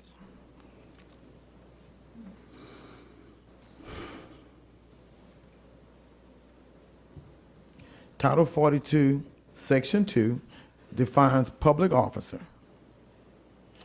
And it says, and I'll read and I'll quote, and I think that's your next slide. You have 42.2. It says, every public officer in this state, except in the case of an impeachment or suspension, shall continue to discharge the duties of his office until his successor is inducted into office. Is there any question about that 42:2? Any question, Mr. Locke? Can we make comments now? You could have, go ahead. Yeah, yes, you can, sir. You can make a comment. Mayor, we've heard a lot of legal statutes and ordinance tonight. All resolution 17-28 asks, can we have an opinion for this particular issue? I think Mr. Prater brought up about the dates on these things. There might be some revised statutes. We don't know. That's why we have an attorney general. We're just asking that they of the Attorney General in this particular case make an opinion. That's all. Do you have the language of that request with you? It's Is there an attachment? Because the first I saw this was yesterday when I came from a meeting with FEMA. I just And I got had it to yesterday. sign. I got Yeah, it. I mean, I had to sign. I don't even know who put it on. I just got. and Mr. just Shaw, to did you let put this on? Have this added? You talking about what? This 11, whatever we're on. Request was made earlier in the week. Okay, well, I was unaware. We followed the rules. Okay, no, I wasn't asking whether we follow the rules. My question is, what is wrong with sending a resolution to Do you the have the Attorney General? Do you have the no, do you have, Wrong. no, do you have, wrong with it? well, just listen. Do you have the resolution formed? Is the resolution in here? It's somewhere here. Okay. Who crafted the resolution? I haven't, I just got the packet a while ago, okay? And that's resolution what? Who crafted the resolution? Who's the lawyer here that crafted the resolution? A resolution of the mayor and board of aldermen for the city of Bastrop. I'm the mayor. I request an attorney general, and this is crafted for me. Whereas the mayor of the city of Bastrop has submitted one or more nominees for the, okay. Who crafted this? I wasn't consultant about anyone crafting language that says the mayor requests anything. Well, my I'm just asking a simple question. Is this, didn't you sign off on this? No, I didn't see this. I signed off that the agenda, I signed this one sheet of paper, And this one sheet of paper, this one sheet of paper with the the items on the agenda. I signed that. I met someone from my office. I was at a conference, a FEMA HUD conference in West Monroe, and I met at the North Monroe Hospital because there was a big accident with a semi, so as far as I could go. And I signed this. I never was told about this. well, what's wrong with that? I haven't read it. Well, read That's it. one thing that's wrong with We it. spent this much time reading, let's read it a couple more pages. Mr. Shaw, who crafted this? Who crafted this? No, I'm saying, I have a right to know who Mr. crafts Mayor, stuff for me. 2 weeks ago, you said we need to get Attorney General's opinion. Right. And that's what- and that's all this is. No, I didn't say that. I said, I thought it was the It's in the court. minutes. Wait, It's in the hold minutes. it, hold it. Pull This it is back what, up. yeah, this is what I said. I said the court should get one. I expected the judge to be here. I got a letter from the judge indicating that he was having problems determining whether or not Mr. Pierre was the attorney. And he said that he had consulted a couple of judges, okay? Now, here's something that you're asking me that's worded as though I'm wording it. Well, Whereas the mayor, asking you because we thought you would be receptive to sending a resolution well, to the let me Attorney read it. I've never seen this. Okay, well, read it. I've never seen it. I would like to know who the lawyer was that crafted it and where it came from.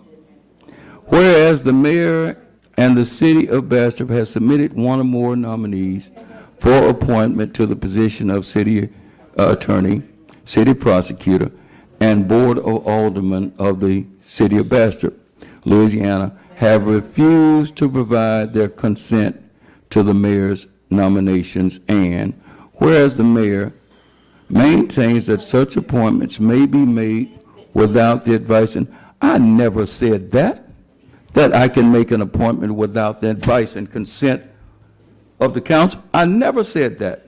You said. I didn't say, We ought to get a. no, Attorney but I General- didn't say this. Whereas the mayor maintains, I don't maintain that such appointments may be made without, I didn't say that.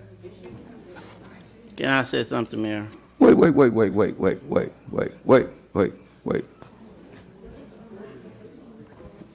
Look, I will ask for a 30-minute recess for someone to go back to the YouTube video and say where I said that I didn't need the consent, advice and consent of the mayor. That's a lie. That's a lie that I said that I didn't need the advice and consent. That's a lie and a misstatement. And you go back and do the YouTube videos. Mr. Floyd, do you have those videos online? They're online? How can we make them available to the public, sir? Just go to YouTube, search for City of Bastrop, Louisiana, City Council, and find it. And if anyone say that the mayor, that I maintain that such appointments may be made without the advice and consent, I didn't say that, Robert. I didn't say it. I didn't say it. This piece of paper is not. Why didn't someone send me this, or at least give me this before tonight? Whereas the Board of Aldermen maintained that their advice and consent via majority vote of the board in favor of concerning the mayor's nominee is required. That's settled. I never said that. I'm not going to look like an idiot down there sending this to the Attorney General saying, I don't understand that I need you guys to confirm an appointment. I'm not going to send this document down there. And if you vote on it, I'm going to veto it and hope that there are two councilmen here with enough sense that heard me, didn't hear me say that. Vote on it, please. Hold on, let me see the rest of this stuff. vote. Just hold on. Whereas the Board of Aldermen maintained their advice and consent, or you guys are the good guys, via the majority vote of the board in favor of confirming the mayor's nominee is required by law and consistent with the historical customs and practices of the city, such that no person may fill the role as city attorney or city prosecutor without the affirmative majority vote of the Board of Aldermen. I never disputed that.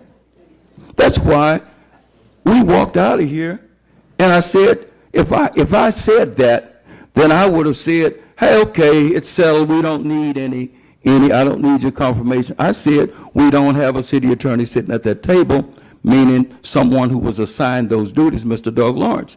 That's what I said. Go back and review the tape. I said, well, we don't have a city attorney. When we talk about city attorney, I'm talking about that guy that sits at that table. I'm talking about roles. That's what I said. I know what I said. I'm not senile. I don't have Alzheimer's or nor dementia. Well, Okay? At least that's what Dr. Green told me. sound like you're saying the council does, though. No, I'm saying that whoever crafted this did not bother to look at the tape. I didn't say this. And I'm not going to send this to the Attorney General saying that I'm that stupid to think that I don't need the advice and consent. That what happens, I say, I want this guy or these guys to be the city attorney. And then you guys say yes or no. You said no. I didn't say, oh, I don't need you guys. Come on now. I didn't say that.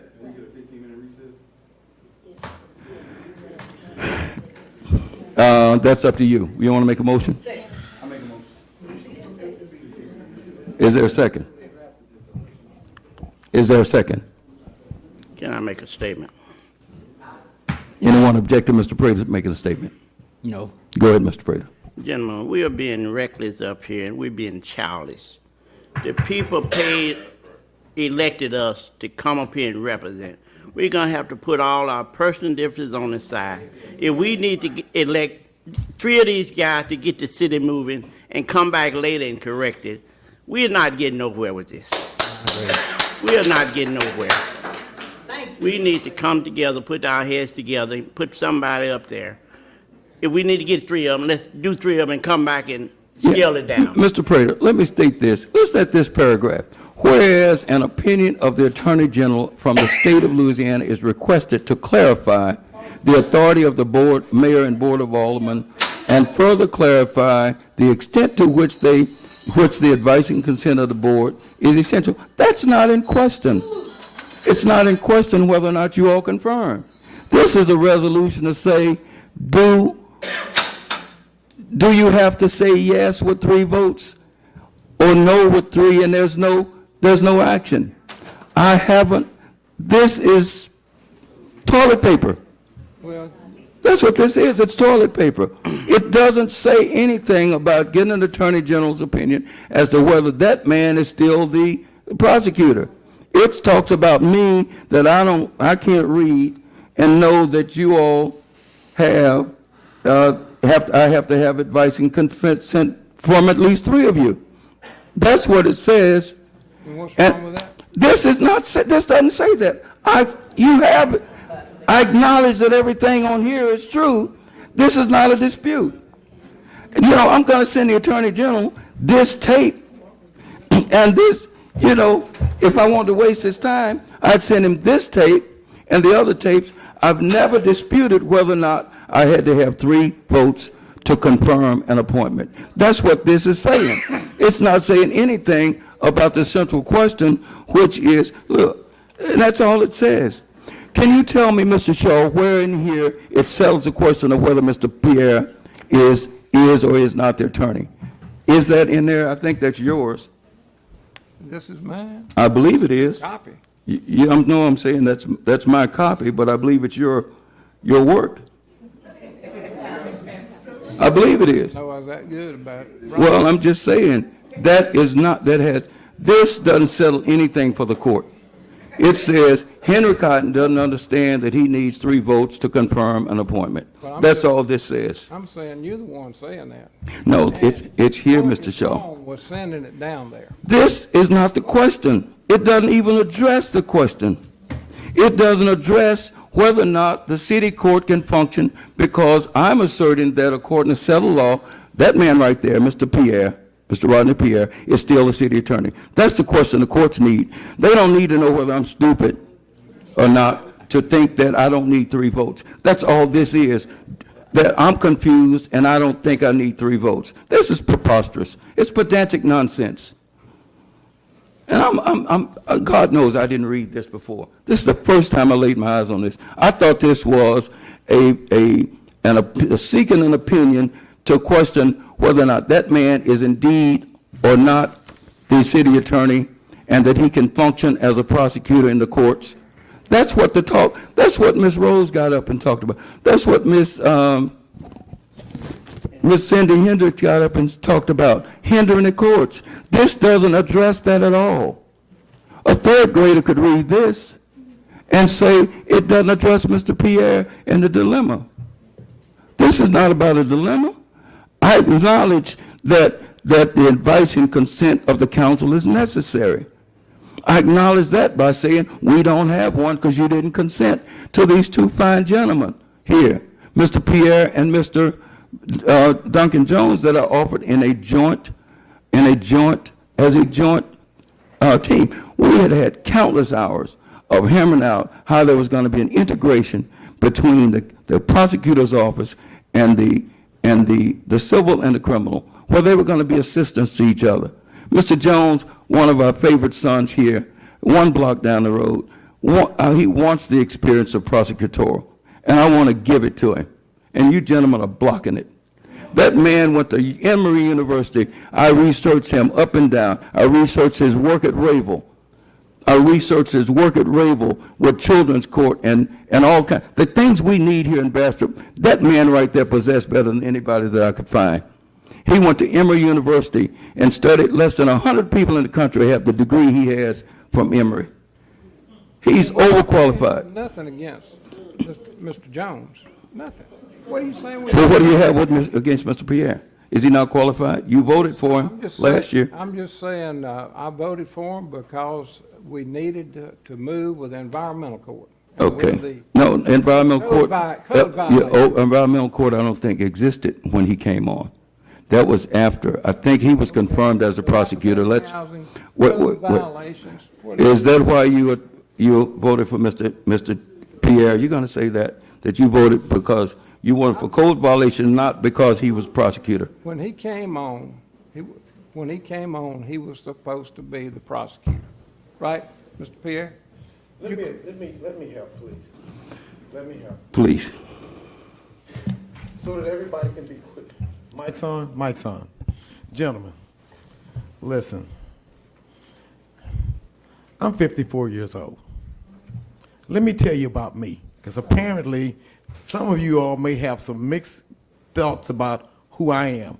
I thank Mr. Moore for stopping into my office last week after the meeting, and we had a discussion for about an hour where I got an opportunity to know him, And I'm hoping, well, he told me that he got an opportunity to know me better. Let me tell you about this small town boy who came up in an impoverished community. Went to a public school. Mother died at the age of 2. Father had to work off in another state. Had to be adopted by an aunt. 7 brothers and sisters. Barely enough food to eat. Went to public school. Didn't make excuses. No one checked my homework when I came home. Managed to graduate with honors. All-American athlete. Went off to University of Louisiana at Lafayette. It used to be University of Southwestern Louisiana. Decided I wasn't going to run track because I was going to concentrate on my academics. 2 days into that track, into my academic career, my college coach found out that I was there. Wouldn't let me sit. He had an All-American at his school. He wasn't going to let me sit. Offered me a full-time scholarship. Otherwise, probably couldn't have continued on with my education. But continued on notwithstanding. Ended up graduating from undergraduate school with honors. Went off to law school. First one in my family. Ended up graduating top of my class in law school. Was that enough? No. Wanted to separate myself from the thousands and thousands and thousands of graduates who were graduating with me. Went off to Emory University that was mentioned by Mr. Cotton. Thank you for researching me, sir. And the degree I have is a master's in law and litigation. Less than 100 of those degrees in the whole continent of the United States. Notwithstanding that, I left there, started teaching law school at the age of 24. The youngest law school professor in the history of Southern University Law Center. Was that enough? No. Went off to teach at the University of Mississippi where racism was rampant. But did it stop me? Not at all. Went off to teach at the University of Notre Dame's law school. Left from there, decided to move to North Louisiana. To North Louisiana, where I've only been twice in my life before that time. Came here with the city attorney's office, where I've been since 1997. Gentlemen, 1997. Did that bid, opened up my firm with my wife. You know, I've done class action litigation. I've had thousands and thousands and thousands of clients. And you probably can't find one who is disgruntled. But I came to Bastrop because I made a friendship with Arthur Jones. And I asked him, how can I help you in your community? Allow me to serve the city of Bastrop. Did I need to come here for the amount of money that I'm being paid? Not at all, gentlemen. I promise you, not at all. But I came here because I am a servant. I was taught servant leadership is above all. And when Mayor Cotton came in, I had never had a conversation with him about this office. I came in under the previous administration. But I asked Mayor Cotton, can I help continue to serve Bastrop? Now, you gentlemen over here bickering about whether or not you got a city attorney or whether or not I can sit in that chair on Tuesdays and deal with Judge Lester. You're not arguing about whether or not I can sit in the chair that Mr. Shaw or Mr. Cotton is sitting in right now when I'm administrating and serving as judge over here over administrative court. But it seems that there's an issue, and you can say it's not with me, but you don't even know me. I'm over here to serve you all, to make your community better.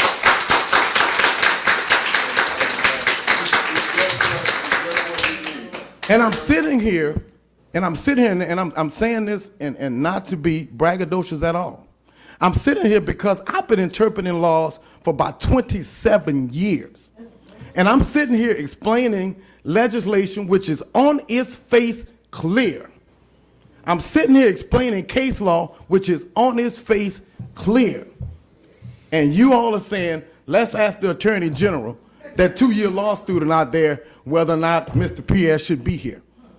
The law is clear, gentlemen. Now, whether or not you want me to sit here, just say that. Just say that and be through with it. And I'm sorry, I didn't mean to get emotional, but you hit an emotional spot. Thank you for your time for listening. If you want to entertain a motion, I'll entertain a motion for you to submit this crap to the Attorney General, but I'm going to veto it unless there are 4 votes. Who wants to make the motion? Mr. Locke, do you want to make the motion to? So move. Okay, it's moved by Mr. Locke I second that motion. and second by Mr. Moore. Are there any discussion? Now, this is to send this document to the Attorney General that I don't believe that you have advice and consent. That's what you're moving. I just want to make clear. Okay. Discussion? All in favor? Aye. Aye. Roll call. Mr. Moore? Aye. Mr. Prater? No. Mr. Shaw? Aye. Mr. Green? Nay. Mr. Locke? Yes. Mayor, it's 3-2, yes, favor. Ms. Goldman, I have never done this, but I vetoed this action. Don't y'all do that. Okay. And what's the process? I didn't think I'd have to veto anything this early. I don't even know the process. I'm in the Goldman School for Mayors, and it's a great, best school, better than Emory, better than Emory. I am not an attorney, and I've only seen this twice in my 37 years. I can help you. I know it takes 4 votes to override. Right. You can call for another, somebody can call for the question and override your veto. Can you call for the question, one of you? Does that want to override the veto? Yeah, I'd like to The override. question is called by Mr. Shaw and second by Mr. Moore? Mr. Moore seconds. Ms. Goldman, if the question has been called by Mr. Shaw, second by Mr. Moore, for override vote, I think, right? Right, you need to vote. Okay. Roll call vote. Mr. Moore? Mr. Prater? No. Mr. Shaw? Aye. Mr. Green? Mr. Locke? Yes. Mayor, you have a 3-2 in favor of overriding your veto. And it takes 4, right? Yeah. The veto is not override. We can move on. Item number, next item, appoint city attorneys. We have one. If you want to go for a second veto, we can do that. Who wants to, I'm not going to even waste the public's time on this. Who has a motion to appoint a city attorney tonight, number 12? I'm just going to let you guys. I'm making a motion to appoint Mr. Pierre. No, you can't do that. Oh, I'm What I meant was, you can't, this is not a motion to appoint. A city councilman can't do that. That's settled with Mr. Moore. And that's why I had the law here tonight that read that a councilman cannot nominate anyone. I'm the only one, based on the votes of the people of Bastrop as mayor, who can utter the words of a name of a person to put that person. And I commit to you, I will never utter a word that you guys might want me to work. So we can play this chess game but it's sending a bad message to the world of how we do business in this town. And it's dead burn embarrassing to me. Go ahead. No, I already have an attorney. The only motion that I would make is that we add Mr. Duncan Jones. I'll make a motion to add Mr. That's the only motion. If you guys force me to play chess with you, no, let me state something. No, let me state something. If you guys want to play chess, I'll play chess with you. Next meeting, I'll nominate Malcolm DeSalle, my personal attorney. Then the next week, I'll nominate Mr. Lewis Scott. And the next week, I'll nominate Mr. Amada Leha. And the next week, I'll nominate next meeting. We can play this for 3-4 years if you guys want to do it. But I think the people's business need to be taken care of. We need to get industry in here. We need to stop this fight between the incumbents who want to teach us rookies that we're rookies. Let's stop the madness and the foolishness, gentlemen. Let's make this a house of peace instead of a war room. Now, I don't mind warring, and I don't mind playing chess. But don't bring checkers to a chess match. Well, I'll say this. Yes, sir. I came here tonight wanting to probably recommend Mr. Jones. Well, make a motion to. Hold add on. Duncan. Wait, let Mr. Shaw speak. Calm Go it ahead, go ahead. And I want Mr. Jones, so we're I'm just getting saying, there, Robert, we're getting there. I came here with that, but But all I'm hearing, I don't know. But anyway, Well, Mr. Shaw, I want Mr. Jones. I think we all love the Jones family here. He's a favorite son. He's right a block from us. But I want you all to help me be a good mayor. And fighting me is not going to help me. It says you want me to fail.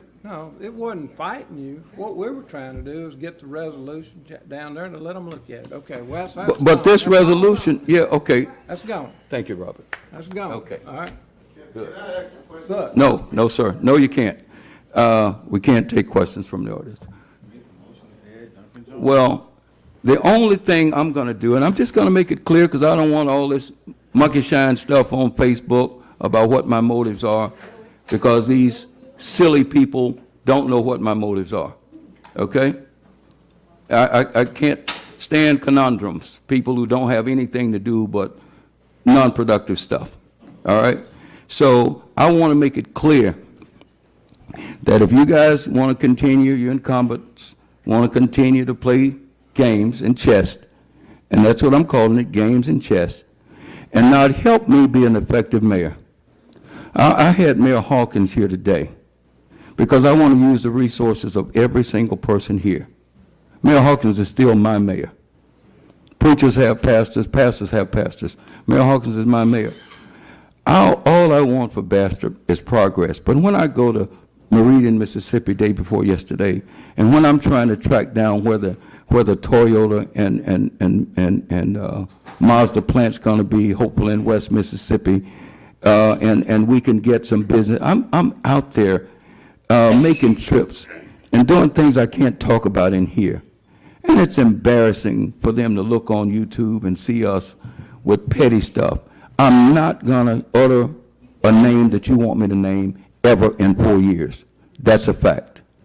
I'm going to order other names, and until the law is going to say that that man's the lone city attorney. That man over there, Mr. Duncan Jones, is willing to join this man. We've had meetings. And anyway, these attorneys work with the mayor when we're sued, when we have to go to DEQ and answer about a pipe that's on Drendel that's dumping sewer into a ditch, a canal. I've got to go down there. Mr. Pierre is going with me and face DEQ, Department of Environmental Quality, the EPA, and I've got to explain why we've been dumping raw sewage for 27 years, and they just discovered the pipe in 2015. I've got to explain that I need an attorney.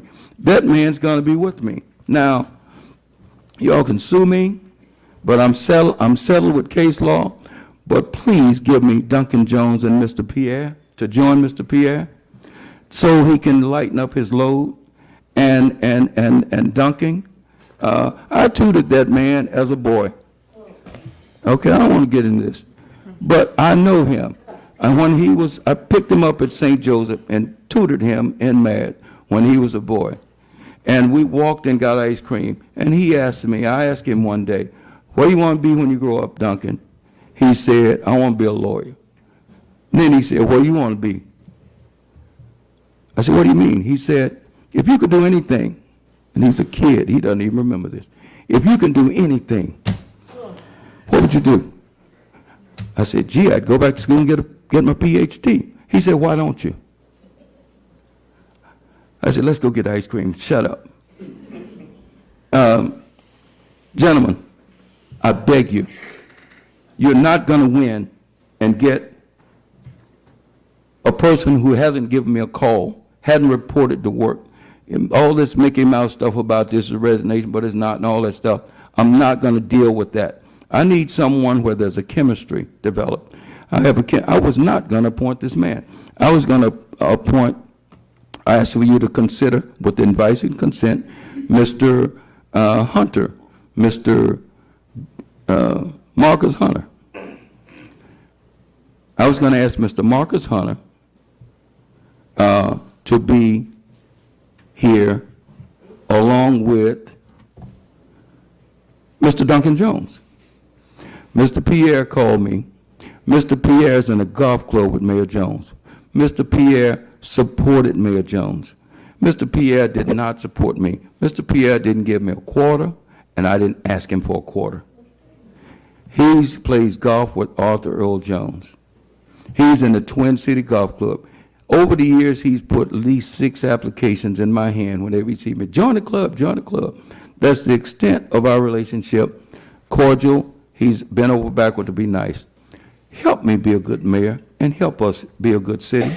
All I'm asking for is that you confirm him again, but I'm going to offer a package with him, Mr. Pierre, because his record is unparalleled to anyone that we have access to. I vetted him. I asked you to do the same thing.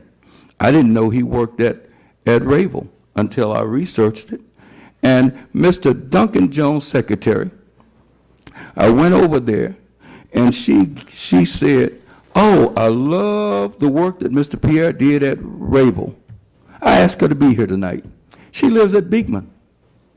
She brought Mr. Pierre's name up. She told me about this program, the RS, whatever the programs were. I got it on a sticky note here. I said, "Oh, he did?" And he was tremendous with families. He was tremendous with kids who have problems. Sounds like Bastrop. He's tremendous. That's what a Beekman resident, Mr. Jones' secretary, told me when I went to visit him as I was walking home from this office.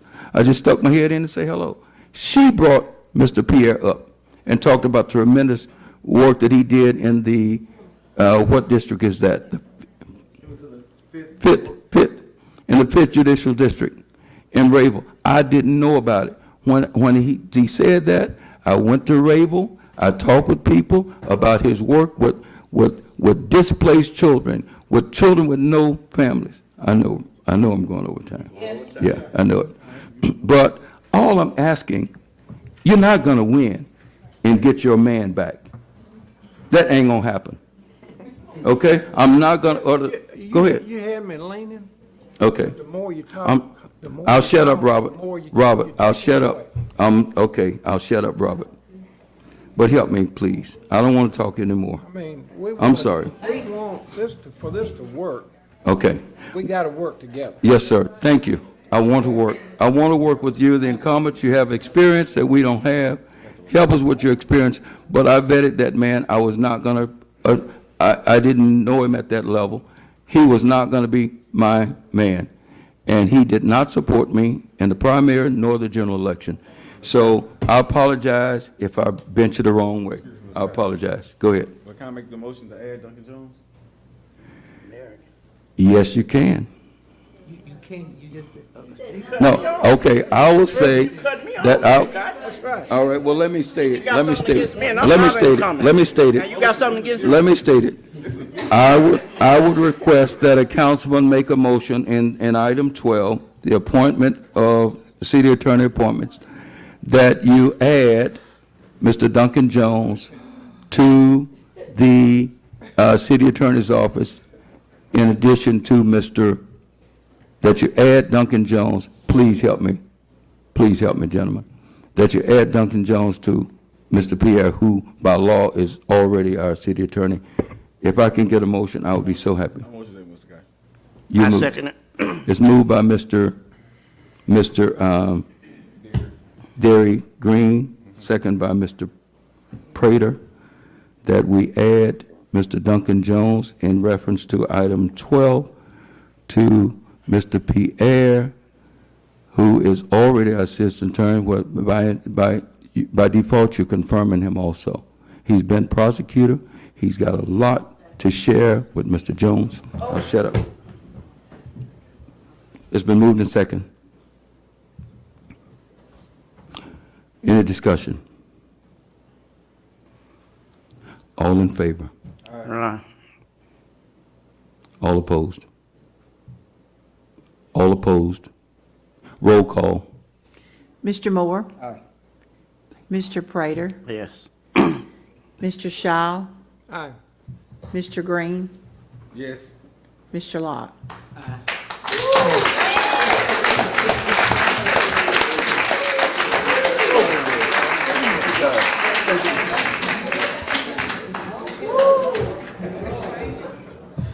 Thank you.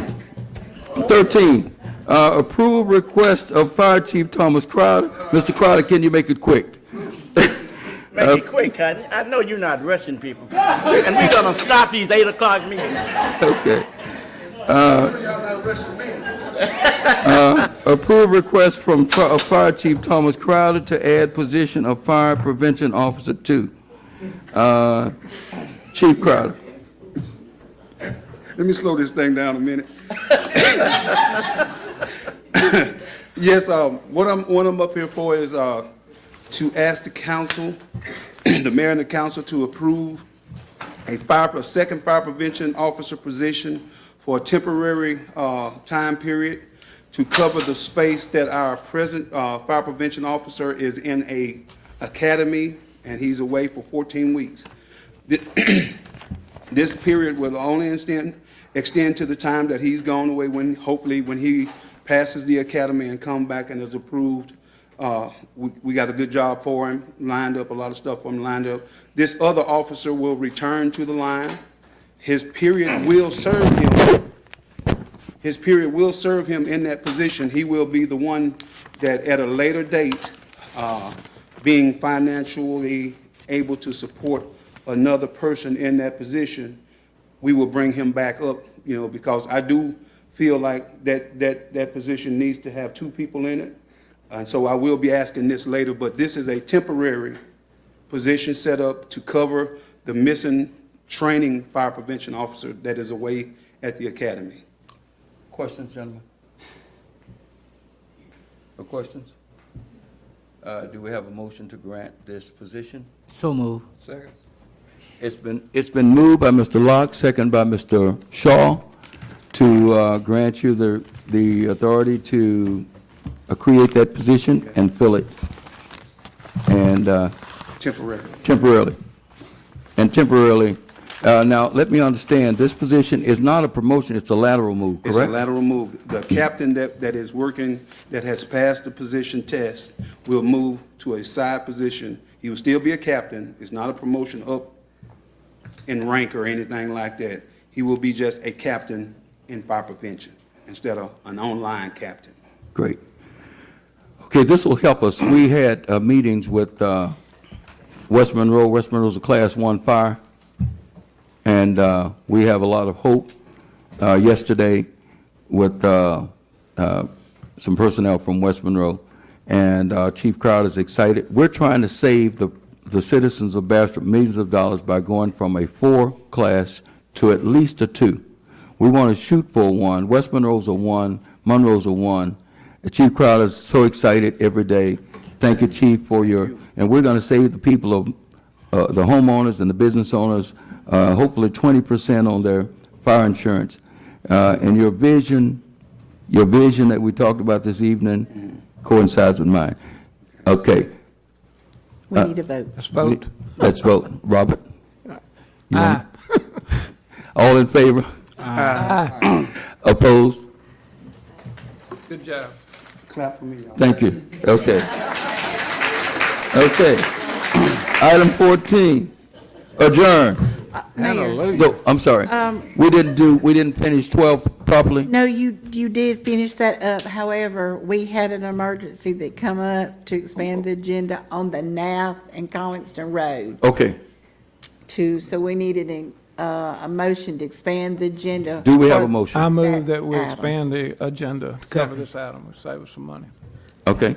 Mr. Shaw's made the motion. Mr. Locke is second to expand the agenda. Any discussion? All in favor? Aye. Let's roll call. We have to have 5. Mr. Moore? Aye. Mr. Prater? Yes. Mr. Shaw? Aye. Mr. Green? Mr. Locke? Yes. All. Great. So the agenda is expanded. Ms. Goldman. What happened was we budgeted that project. The state is really wanting to work on that. We got quotes, and that we thought the best way would be to pipe burst, but it was just too expensive. It went over our budget. So the same company that is going to help People's Water move the water line on that road gave us a quote, and they faxed it to us, and I put it in y'all's packet last night. But their bid it's for TAC Agency Incorporated, and they're from Monroe. And their bid was $25,010, and it's way amount for the budget, so we're gonna save a lot of money. However, the state, our engineers brought us another permit that we've got to change, so we'll have to fax that, you'll have to sign that. But if y'all will grant this, then they're gonna go ahead, I think, with the water company, they've already scheduled a pre-conference, I think it's next week on the project. So y'all gonna be seeing some activity on there really quick. Great. But the state asked us if we could push this through, then they're gonna approve the permit and they'll be able to work on our sewer. Do we have a resolution number for this? No, sir, it was already approved before on the budget line. Okay. It just didn't come in our money, but Okay. just a motion to accept this quote. I They'll do it. move. we It's been accept moved this by Mr. Shaw, Second. second by Mr. Locke to accept the quote. And I'd like, is that it? That's it. Just a I'd vote. like to, Mr. Duncan Jones, would you stand up, please, sir? Welcome our new city attorney, Mr. Duncan Jones. We're expecting one, We gotta approve this motion. We have to vote. oh, I'm so carried away, Robert. I'm gonna have to give him some training. Yeah, they're training me. I'm in the school of parliamentary procedures, Ms. Hendricks. Can you vote? Vote? Ask for a vote. All in favor? All opposed? The ayes have it. Hallelujah. We made it through another one. Close them. Yes, adjourned. Can I get a motion to? No. Before we adjourn, I want to thank Public Works Director, Mr. Isaac Gray, for that leaf and limb truck going around picking up them limbs, been everywhere. Let's give him a round of applause. They've been doing a good job. And in addition to all this bickering we got, where I see Morehouse General brought out all the nurses here. They heard about everything that's going on. So we want to welcome Morehouse General nurses, my wife, and all the nurses that come to. They heard what's going on. Thank them for coming looking out for us. Thank everyone. Are we adjourned? Can we get another motion to adjourn? Oh, Mr. Prater just did one. Okay. Did we do a second? It's been moved and seconded. We adjourn. All in favor?